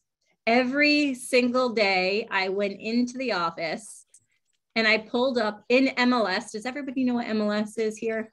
have access to it? Okay, if you don't, please reach out to us and we will connect you with your leadership to get you connected with your local MLS. I would pull up what's called a hot sheet. Now, I only know hot sheets in Rhode Island. I don't know hot sheets in Massachusetts, Connecticut, Vermont, and so forth. So you will have to know what your MLS, how to pull this would be. So I'm not going to give you specifics yet. What I would do is go into the office every morning. You could stay home and do this now. I didn't have the opportunity in 2001 to do it that way. You could pull up MLS, and I pulled a hot sheet, and I would know what the new listings were that day for the day before, the pendings that had happened from the day before within 24 hours, the solds, expireds, withdrawns. I would pull that sheet for my area of focus. So whatever your area of focus is. Now, I live in Rhode Island. Does anybody know how large Rhode Island is? Exactly, Brooke. So I pulled all of Rhode Island. I honed in on North Kingstown because that's where I lived and that's where my office was. So a lot of the people I talked to was in North Kingstown. So when I would go to my neighbor's house, when I would go to events, when I would go anywhere, and they would say, hey, I saw you just got into real estate. How's it going? How's the market? Well, instead of just saying the market is so good right now, I was able to be specific.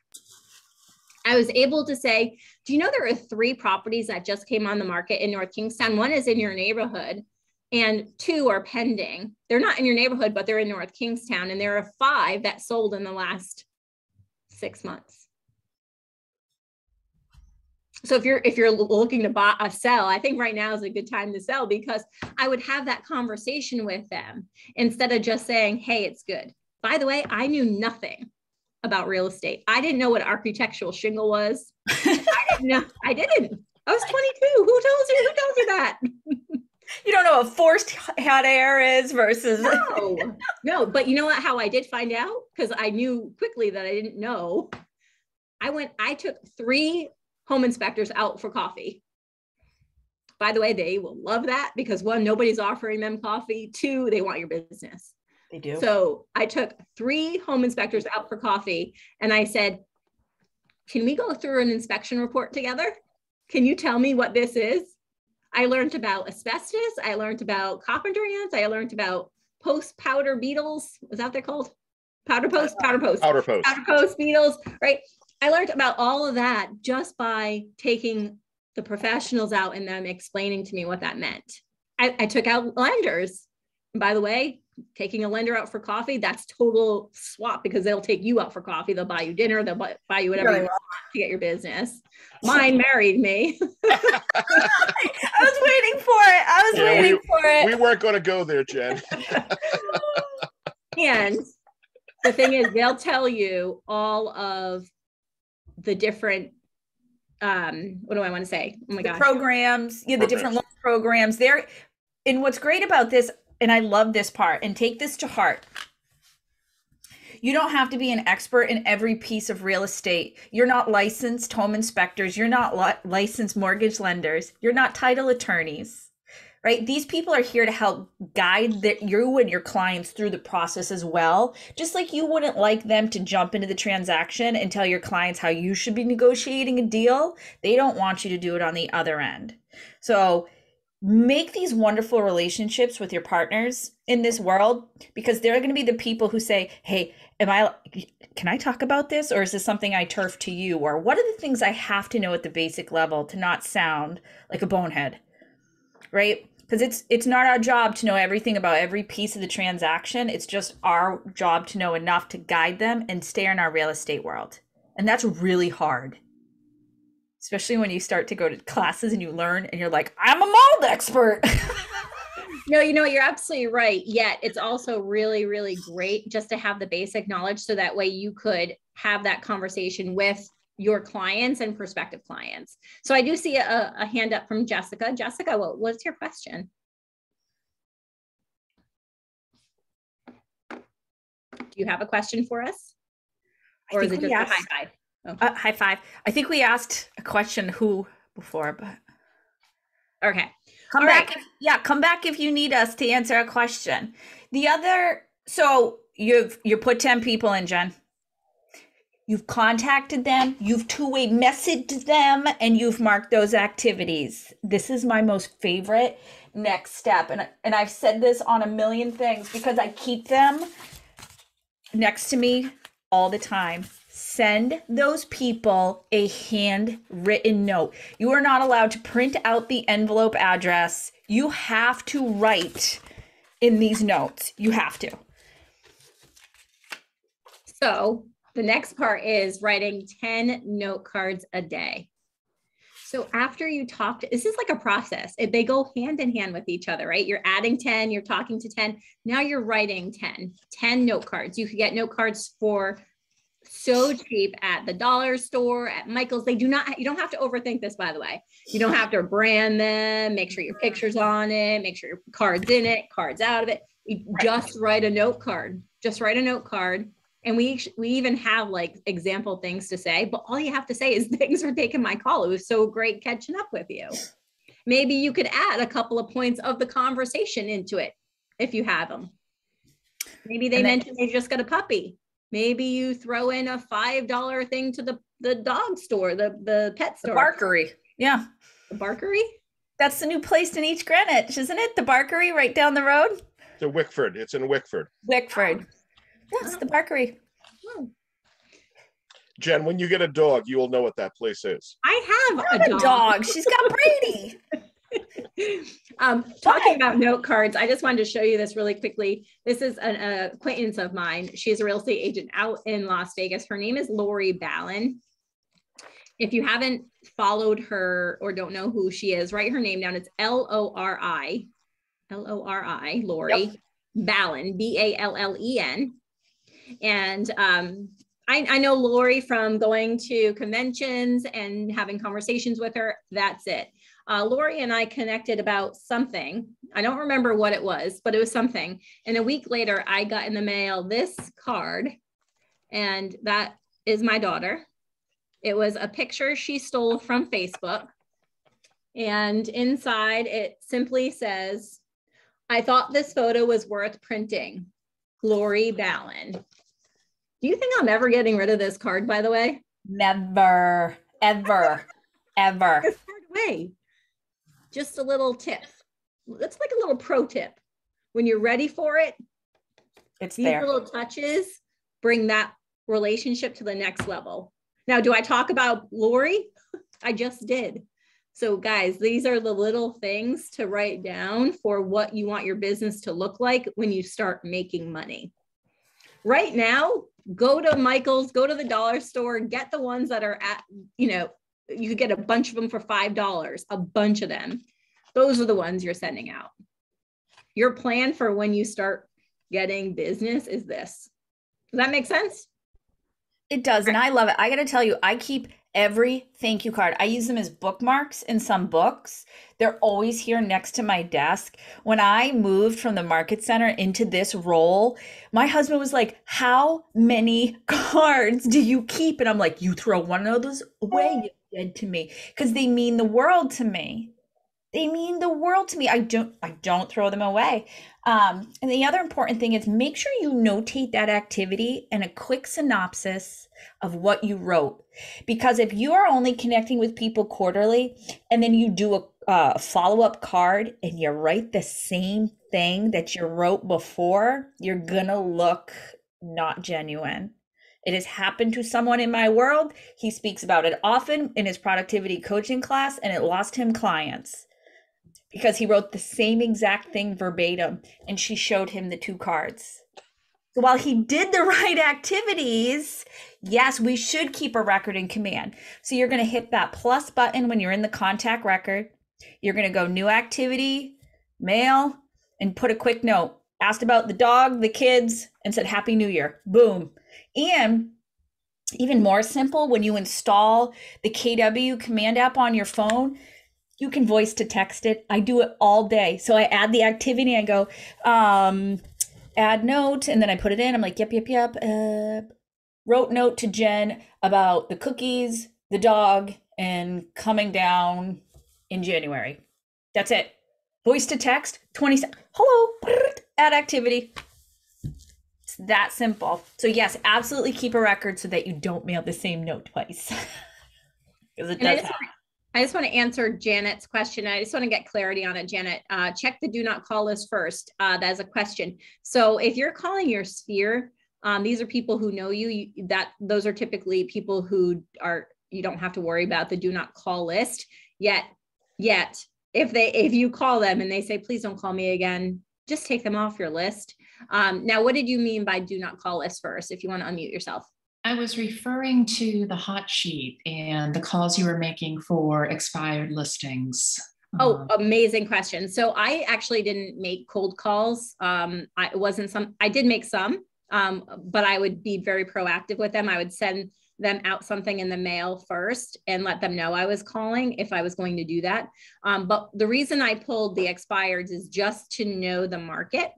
And that leads me right into the next one, which is knowing your market, right? The part of your daily habits is to know the market, preview 10 homes a week. This is how I did that, not knowing that this was a habit that I was creating, but I didn't make calls on them, Janet.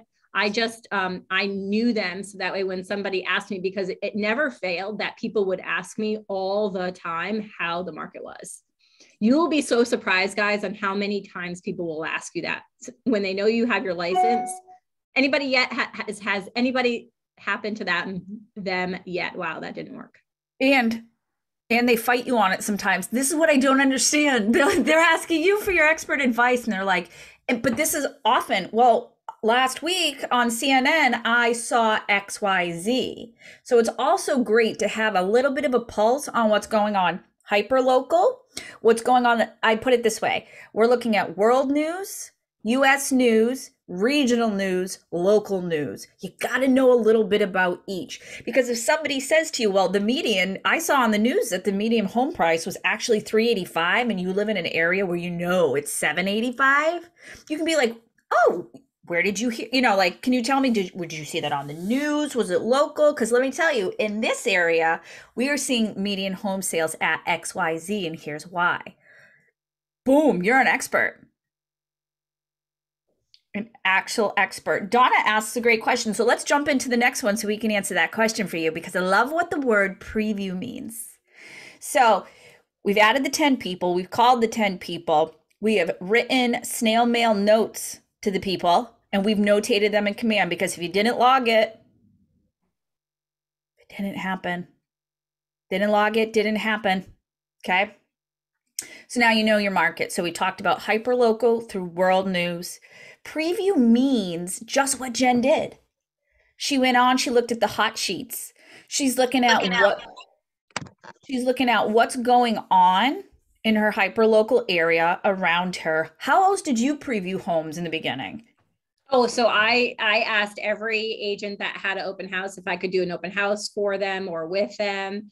I was on floor duty at the time. That is really not something that happens these days, but I was on floor duty. I would do anything I could to just get exposure to the listings, to figuring it out. And by the way, I failed my way forward a lot. I'm not going to tell you my stories. I actually have some real scars that I got from learning. It's for another day. But I do want to kind of point out a comment that Pat Oliver, one of my favorites in Rhode Island here, she mentioned that when you have time, write a bunch of general thank you notes, and she has some examples in there, and then you could add the personalization later. So that way you're being proactive and they're ready to go. I love that. I love that. That's a pro tip right there. That's like, I'm thinking of like a little plastic shoebox. You put everything in there and you're ready to go. That is, Pat, you win my heart today. That was amazing. That was amazing. I think we answered the, do you actually go visit 10 homes a week? And it's no, yet I will go on whatever broker tour I could go on. I will go to do the open houses. I will know my inventory because I could have better conversations with people by knowing what's happening around me. And broker opens are coming back and they're huge. And if you are new in this industry, there is no better way to get in front of the top agents at KW and your market center and get facial recognition than doing those broker opens, because we all have our internal KW groups, right? And it says, hi, I'm here and ready to host your open houses, but everybody's posting those. Be different. Get at those broker opens. Go to the open houses and preview the homes, because how you see things online is also very, very different with what these look like. Sometimes depending on the photographer as well, what you see on the photos or the virtual tours can be very different with what you're going to see in different lighting during the day, right? Virtual tours are wonderful tools, especially when you've got people relocating, but getting out and seeing these houses, feeling the railings, looking at the way the paint is, the smells, the cabinetry, the kitchens, the bathrooms. Anybody ever walk into a home and you're like, this house is put on backwards? It feels disjointed when you walk in, right? Like, somebody put this house on backwards. See it all the time. Those are not things you're going to necessarily get when you see them virtually. So within our website, within our app, you can also see all the open houses that are coming up. Make a plan. What else have you got to do? This is part of your job. Get out there and see the market, see the inventory, especially as anybody not from New England and now you're here and selling in New England. We had a couple of transplants last Ignite session. Our styles of home are very different out here. You're not going to find stucco houses all over the place because they crack, right? You see a lot of brick, see a lot of colonials, New Englanders, right? You get to know the looks and the styles of these homes so that when somebody says, is this a bungalow? You're not going to be like, what's a bungalow? And it's a fun word to say. Hopefully you get to sell a whole bunch of bungalows now. My first house was a bungalow. All right. Anywho. Let's move on here. Any questions from the daily habits? And Chris O'Leary, I just have to shout out, I love your expressions on everything we say. So thank you. Thank you very much. Appreciate it. What I want to do, Jen, if you don't mind real quick, is I'd love to just show them what the checkpoint is so they can see what this looks like. The 10-4 that we're talking about. Do we have a quick second to do that? Yes, I'm going to answer Amanda. Amanda, you're in my market center. I know that. So I will connect with you on our local. So sometimes boards have broker tours. Lately, in the last couple of years, because of this little thing called COVID, they have been, I think, cut back almost to virtual, if not anything. So I believe I will connect with you on that outside of here to talk to you about the Newport County Board of Realtors.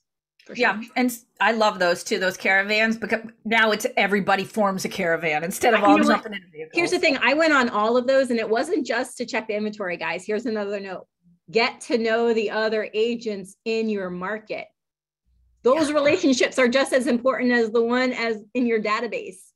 By knowing who the top producers are in your market and getting into relationship with them, it makes it so much easier and a lot of fun when you call them and say, hey, I have a buyer coming in today. Any chance you could show us? And when you have that relationship, it changes that call. It changes that call.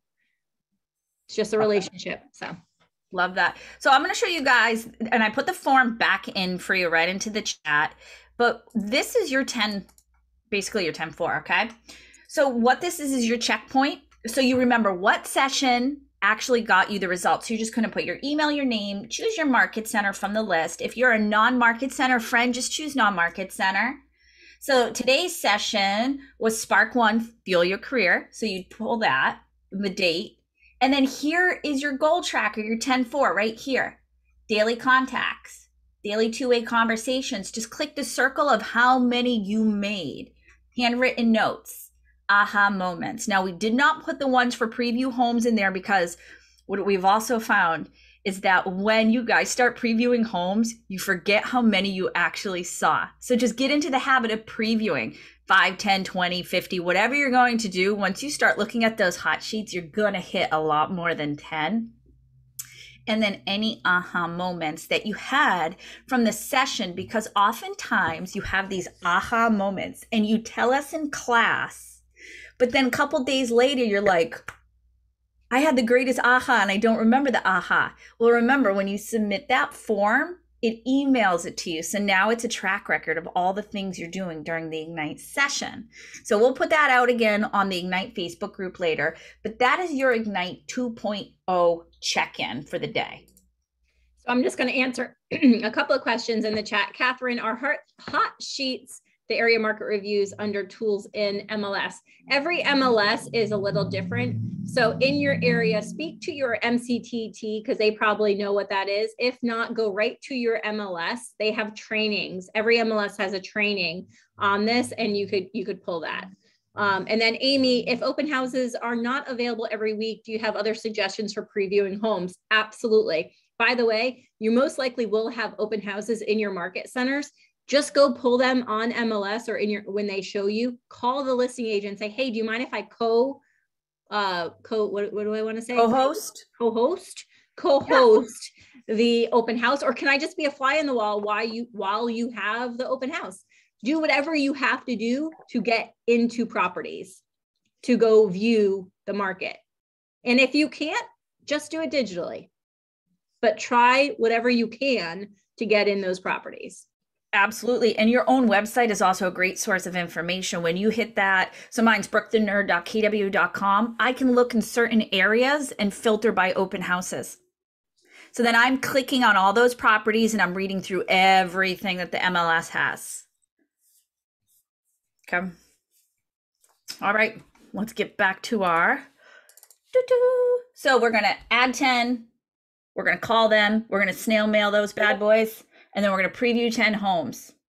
And we're also going to mark those activities. Okay.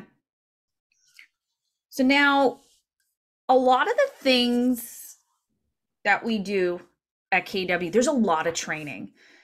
Jen, we hear this so often. There's so much. What do I do? Like my market center wants me in every class. I don't meet every class. What do I do? So what do you say when agents come to you with that? Yeah. It's just too much. Yeah, great question. And so here's the thing. When you first get into real estate, it is one, and especially at Keller Williams, it is a fire hose direct to the face, full force, and you feel like you're drowning. So I get it. Here's the thing. What I'm going to say is do what you can and try to be better, 1% better today than you were yesterday. Just 1%. Just try to learn something you didn't know yesterday today. It doesn't have to be all of it. Take it chunk by chunk by chunk. And I promise you, like there's going to be a day where you're like, wait a minute, I'm not new anymore. What just happened? What just happened? How do I know that? And it's just by taking little bites out of real estate at a time. Instead of trying to take it all in, be like, yes, give me the fire hose directly to the face. I want it. No, just go little bits at a time. Take in, do what you can, absorb what you can, and then revisit it again. So I'm going to tell you to always be a student. Always be a student, but don't get stuck in the student where you don't implement. Be a student and implement what you learn. Everything that we're talking about today, you don't have to do it all. But if you decide to do one thing today, do the daily 10-4. Yes. If you decide to do one thing tomorrow, do one of the daily 10-4s. If you're not going to do any of it, then you have to reconsider if this is really the thing you want to do. Because the way to be successful in this world is to just be consistent in something you're doing. Something. Just like going on a diet, just like quitting smoking, just like doing anything to change a bad habit. You're doing that in real estate. You're just adding new great habits, like really amazing habits. And what's crazy, it just goes back to what I was talking about before. You are the CEO of your own company.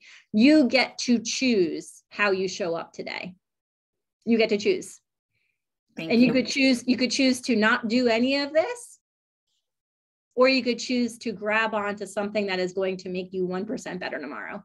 And my suggestion to you is to just take it one bite at a time. Absolutely. And you have a region that loves their agents.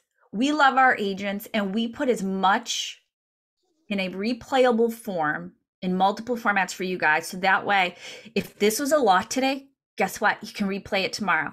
If you're going to miss a session, guess what? You can replay it. Then you can fast forward, chunk it down to the things you want to rehear, and really dig in. Most of our market centers do the same thing. There are tools out there. There are MCTTs who want to help you, your leadership, your ALC, but dig into the training when you're new and you build those systems, build those models, use them, and you create your operations manual now with great habits.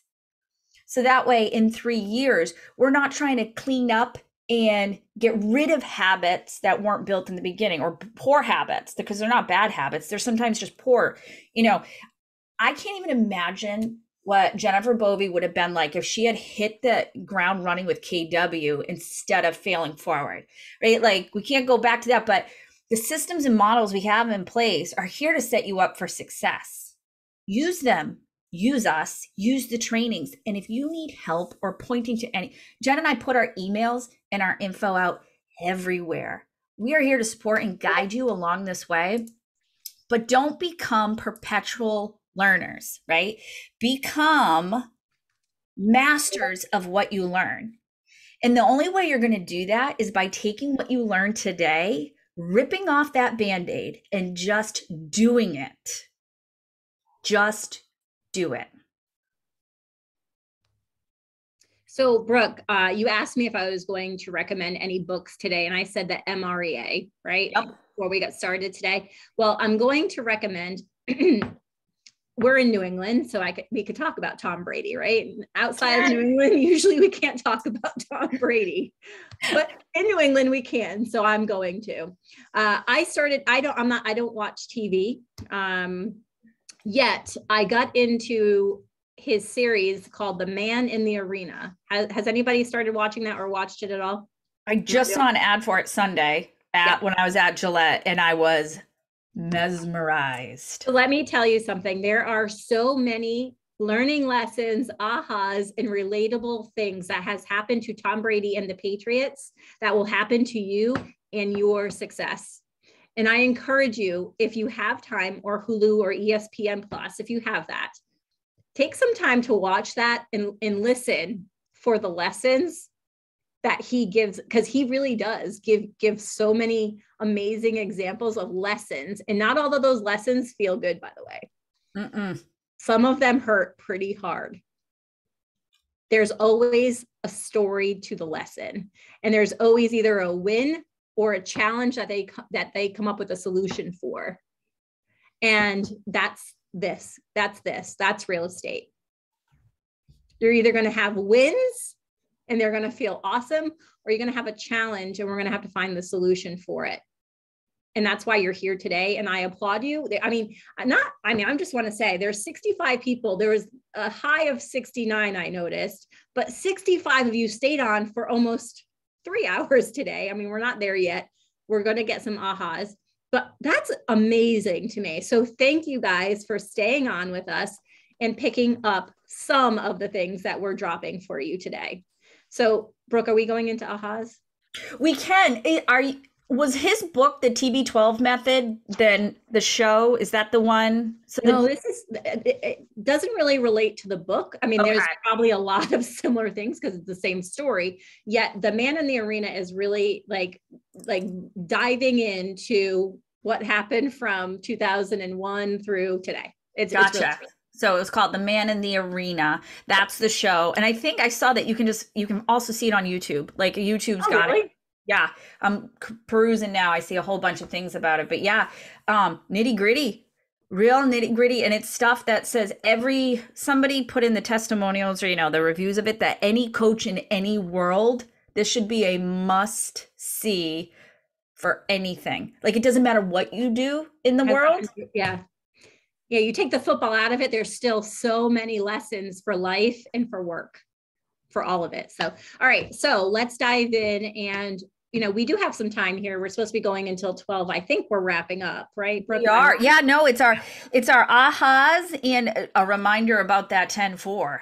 Yeah. All right. So let's dive in. And really, guys, we have a lot of you on right now, and we want to hear from as many as you that are comfortable. Diana Kokoska, one of the coaches at Keller Williams, that is no longer with us, yet she was a coach for many, many years. What she always said was, how you participate here is how you participate everywhere. So I encourage you guys to participate with us and drop some ahas, either in the chat or unmute yourself, because we want to have a dialogue. We want to have a conversation with you. And we want to hear what your aha, your takeaway, and your action plan for today is. Before we get into that, can we just define what an aha is? Because a lot of the times we jump into these trainings and we ask a lot of our people, but I want to dig into what an aha is to me, and then I'll let Jen and Steve. But it's those things that's like a dart to the forehead when someone says it, or you read it and you write it down, you highlight it, and it's what's stuck with you, right? You could have multiple ahas in a class, but usually this is the one that feels like you're going to deploy it immediately, that it resonated with you. Is that how you feel about them, guys? Yeah, I call it the golden nuggets, right? Like, what was the golden nugget that you heard today that you absolutely are going to, within the next 24 hours, implement? Because the statistic is, if you don't implement something within the first 24 hours of knowing it or hearing it, guess what happens? That Gone. You don't do it. You don't do it. So Amanda, hi, Amanda. Hi. Hello. So I just wanted to say that I took Ignite in November. I jumped in, that was my first session of Ignite, and I jumped in about 3 days late into Ignite as it was already starting. And this was just refreshing to do it again. And I know at first I was like, I'm not going to do it again. I'm just going to go ahead and start my world. But this was everything. So it just makes me feel as if I'm digesting everything. I'm understanding. I know that you totally said, you're going to feel fire hose. And I absolutely did in my first session. It just I feel a little bit more confident coming out of this session. So thank you. And I'm definitely going to call 10 people today. So thank you. Yes. And you're amazing. Thank you for sharing, Amanda. And thank you for being here. All right. We got some in the chat. Who's reading the chat? You, me, Steve. I'll pick, let's see. Let me just scroll back up. Hot sheets. You got a lot of remarks on those hot sheets. I love it when you get that tip. When you do that on any of our classes, people go bananas over that. It's a no joke. It's a no joke, an easy way to really know your market. So I love this aha, Bridget. Woo, girl. My aha was, I have 751 phone contacts, 817 Facebook, and almost paid for lead gen. Now I know what to start with. Bridget, you're my favorite. Right? Like, my heart is beating a mile a minute. I am so excited by that comment, because my big thing is, you should never have to pay for a lead. You should never have to pay for a lead. We have a lead gen machine in a wee box that we put in our back pocket every day. There's so much money in this. It's unbelievable. This is a bank. This is a bank. This is not just a cell phone, right? Janet says it's the personal touch to interactions with leads, the photo card, the handwritten notes, etc. We call that lovingly stop barfing real estate. Right? Being thoughtful and complete about your contacts, guys. That's the difference between a database and a data bank. Amy says, don't be a perpetual learner. Love that. And I'm going to add to many areas in my life, right? You've got to deploy, continue to learn, but you got to act on it. And Deanna likes the hot sheet. So let's get some more people to come off of mute. I want to hear from you. Tell us what your big aha is if you did not throw it in the chat, and write it down on your paper as well. While they're thinking about that, I just want a couple of things. One is, I want to ask a question too. Was there anything that we didn't go over today that you had hoped we would have in your first session of Ignite? Is there anything that you absolutely needed to know today that we didn't cover today? So if that is something, please put it in the chat, because we really want to make sure that we are helping you succeed. We're helping you succeed at the way that we can. Most of it's going to be up to you guys, but we want to try to deliver as many tools and value and everything we can to make you succeed. Okay, so TJ, what do you got for us? Hi. So I've got my license like a month ago. So I know about you guys going over through the whole sphere thing. My friend, actually, his name's Anestis. He's actually in Ignite with me today. He's been a realtor for a couple of years, and I have a few other friends that are realtors. That's why I got into the business. But my sphere is directly like related with their sphere. So my question is like, how would I go about kind of like more so opening up, like generating new leads, but like not so much like cold calling people, but like more like actually like generating new leads without interfering in any of my friends' business. I love that. So many people get into real estate that have moved out of state, and they have to start from scratch as well. So this goes for everybody, right? So what I would recommend is to go to as many open houses as you can, like be the host of, like, call agents in your market center who have listings and say, hey, can I host an open house for you? Because what you're going to do is build your client database through open houses, through any hobbies that you have. So if you golf, if you, I don't know, whatever it is that you do, go to football games, I don't know, whatever it is, then you could build your database outside of the people that are already in your other friends. And I will be honest with you, not everybody in your database is in your friends. Not everybody, not all of them. So really find who you have a direct contact with. What we call them is your bird dogs, the people who are always going to refer you business no matter what. You have those in your world, by the way. Like your mom, your spouse, like those people are always going to refer you business no matter what. By the way, your mom has 5 people that would do the same thing for her. Go talk to those 5. They're not in your friends database, right? So go a level deep on your core people. So let me give you an example. If you're married, your spouse has core friends, correct? Right? They have core friends. Go talk to the core friends about what you're doing in real estate and say, hey, listen, my goal is to help 24. Now I keep using 24, yet you could put whatever number you set for yourself. My goal is to help 24 families buy, sell, invest, or rent in real estate this year. That your spouse's core is going to want to help you. Why? Because you have the relationship with your spouse and it's a mutual one. Does that make sense? I love that. And don't forget, when you add those people to your data bank, you mark that those core people referred in. So your lead source is actually, it would be Jen Bovey, or it'd be Matt Kelly, or it'd be Steve DeAngelis. It's whoever referred that client or the prospect into you. So that way you know who to thank at the end of the year for all your business. TJ, does that answer your question? Just want to make sure. Yeah. Okay, great. All right, so that was the question, was did we not answer something that you wanted to? And let's see, what does it say? Definitely hot sheets, also applying myself to create exposure, such as co-hosting open houses. Awesome, love that. Anything else? Any other ahas? I love that. Sumana, I hope I said that right, said feel comfortable using Ford on calls. I felt comfortable. Yeah, that's great. That's right. Yeah, that's just basic humaning. Like that's just how we human to one another, is using Ford. Sometimes we just never had a name for it before. Elizabeth. Hi. I thought it was great to hear that you were just so upfront. This is my goal. I want to help 24 families and then ask for help. It was just a new sort of refreshing way to think about reaching out to people, and the thought that people would really want to help you. Well, not only that, you're saying you want to help people. You want to help people, and will they help you? So yes. It's a double win, right? It's a double win because you're wanting to help. And you know what? Most of the people you're wanting to help need that help because they don't know where to turn. So when you explain that to somebody else, is that I really just want to help somebody.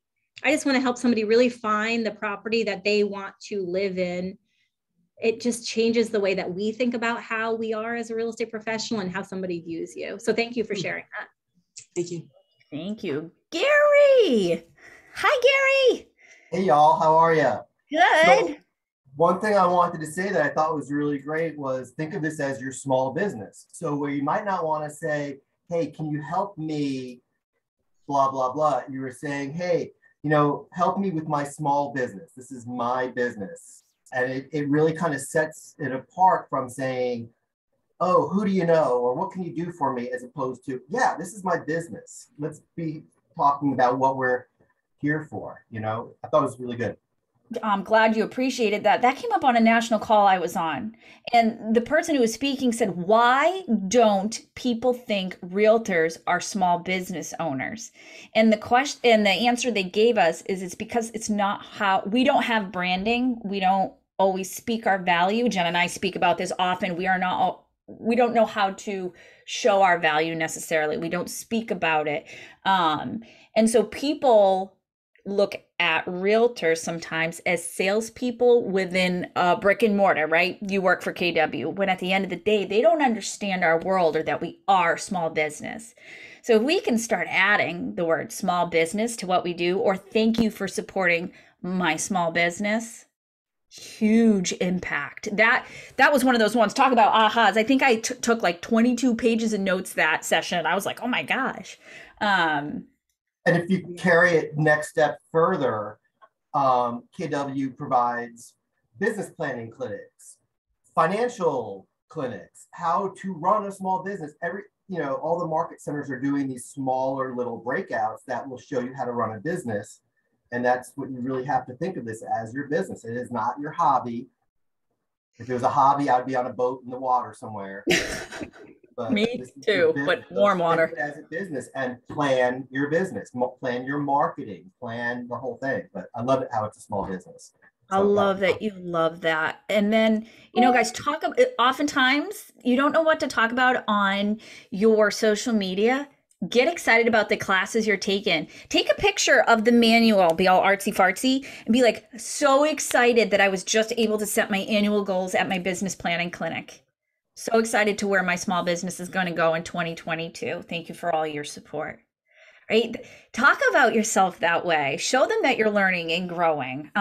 Also, it may help other realtors in your world that follow you that go, how is she getting business planning clinic and I got nothing where I am? Right? And, Jen, one of the things you talked about with adding people to your database and taking people out for coffee, you mentioned inspectors and we mentioned mortgage. Don't forget about the top agents in your market center. Don't forget about your ALC and your leadership. Pick our ears, right? Like, take us out to coffee, bring coffee in. We'll sit down with you in our offices, talk to everyone, because they remember what it was like when they first got into the business. So talk to your top agents as well. Yeah, don't be afraid to reach out to like myself, the regional director at New England, which is Nate Dickey, our regional operating principal, which is Matt Erdman. Like, reach out to us. We actually respond. We really love what we do and we want to help you succeed. And we will do whatever it takes. Just like we're asking you to do whatever it takes, we are doing whatever it takes to help you succeed, because that's our passion. We still do the 10 calls a day. I do more than 10 calls a day because that's what I have set my habit up for. But I do it every single day. I would not be preaching it to you if I was not doing it myself. And let me tell you something, I do it. Same. And I might not be calling for listings or buyers, but I'm talking to our agents. And I'm talking to agents in my world to say, hey, listen, it would be unfair of me if I did not talk to you and tell you about an opportunity. That's mine. It's so huge. And, when you get to reading the MREA, the Millionaire Real Estate Agent, you're going to notice that these are just not real estate models. These are just good business models, right? I run my world, my RTT world, based on the systems and models of the MREA. So just like you guys, I might not be calling for listings. Might not be calling for buyers, but I'm calling the OPs. I'm calling the MCAs. I'm calling the people in our region who need to be reached out to in my world. It's so important that you know that these are just good business models and they apply everywhere, just not not just real estate with the MREA. All right. Who else we got? Let's get some more ahas. Or actually, if we've put our ahas, tell me one thing when you hang up today. That's such an old-fashioned term. Hold on. Let me roll down the window before I hang up, right? Like, what is one thing you're going to do today when you get off this call? One thing. One thing that you're going to implement into your business, an action plan. Right, because I'm going to download this list. I'm going to call you tomorrow. Make sure you did it. So Jennifer, I know you're in my market center as well. I'd love for you to be a little more specific on contacts, because that's the thing. We could be very general with what we're going to do, but then that's really not a plan. That's just kind of throwing it up in the air and seeing if it'll stick. So get very purposeful on what you are going to do today. Is it, I'm going to contact 10 people today? I'm going to add 10 people to, what is it that you're putting in? Add more details, add 10 and make them 100. Adding my 10 and making them 100. Good math. It keeps going. It does lead up to 100. It's amazing how that works. Thank you, Jennifer. Get to know the market. Your hot sheet's coming back up again, friends. I have no reason to steal that, but I'm stealing it somehow and adding it. It's research and development, right? 10 calls. Make 10 calls. It's the handwritten notes lead to the heart. I'm telling you. Oh, keep throwing them in the chat, because we are going to be saving the chat, and we want to remind you of these as we go along with Ignite, because Ignite goes the whole month long, and you're going to be building on your success every single day. So what you're putting in here today, tomorrow might be a little more, or it might be a little less because you realize that you overcommitted to what your goal was. That's up to you to find out. That's not up to me. That's up to you. You pick what it is that you're going to put out into the world and actually do. Look at this. Katie wrote, going to reach out to people from this group call so I can make some New England connections. That's huge. That is a huge one right there. So Katie, high five. High five. All right, Brooke, let's wrap up today. Yeah. And put it all in a nice little bow. We got all your ahas, or most of your ahas. So thank you guys for participating in here. Thanks for sticking in for almost the entire time here. How are we ending today, Brooke? What are we going? What is our big send off for today? Don't forget to do your 10-4. You're going to get so sick of it. If you could take a minute, everybody grab your phones, hover over with your camera. The best way to continue to get top class education in our region and in your market centers is by completing these surveys. Quick, I think it's 4 questions. My name's Brooke Silva, your co-facilitator with Jen Bovey. Today was Fuel Your Career, Spark 1. But if you could please take a moment and do this for us, this helps us grow, helps Jen and I learn about how we're teaching, if we're teaching the right way, if we're hitting all the needs of our agents and their educational needs. We appreciate the feedback so much. We've both put all of our contact information inside the chat. I'm quick and easy to find. You can find me all over the place at Brooke the Nerd. You need to find me. I've got a million different ways to get to me. Don't forget, is everybody on the Facebook group, the Ignite Facebook group? I'm going to put it out there in the chat. We'll do that again.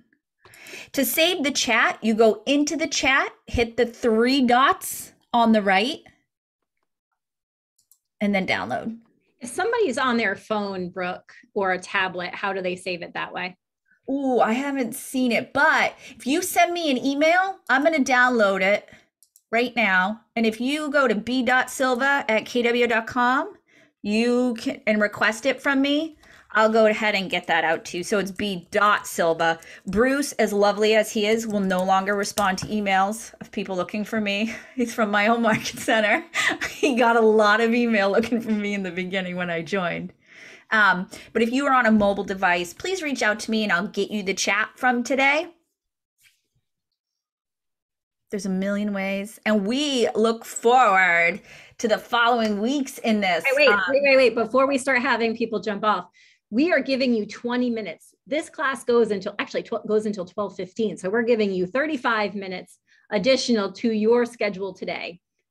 What are you going to do with 35 minutes right now?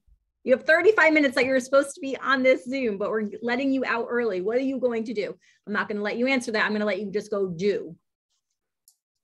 In the next 35 minutes, go do something that is going to improve your skill, your productivity, and your business today. Okay? What is a market center number? That's a great question. So every single one of a Keller Williams office has a number, and that's called our market center number. For instance, mine here in Rhode Island is market center number 700. So everyone has a number. Speak to your leadership. If you just want to put in what market center you're in, we could get that for you. Yeah, the name of it.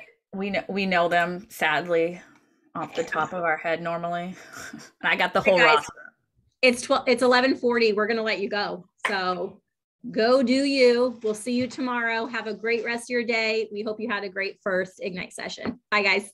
Bye, guys. Have a great day. I'm gonna go ahead and download this chat. And again, email me if you need it. I'll stay on for a second. All right, guys. Saving the chat. Thank you. There it is. Bye. Bye, guys. Bye. Thanks, Steve. Yes, Okay, thank you. I saved the chat too. See you later. Bye, Steve. Bye, guys.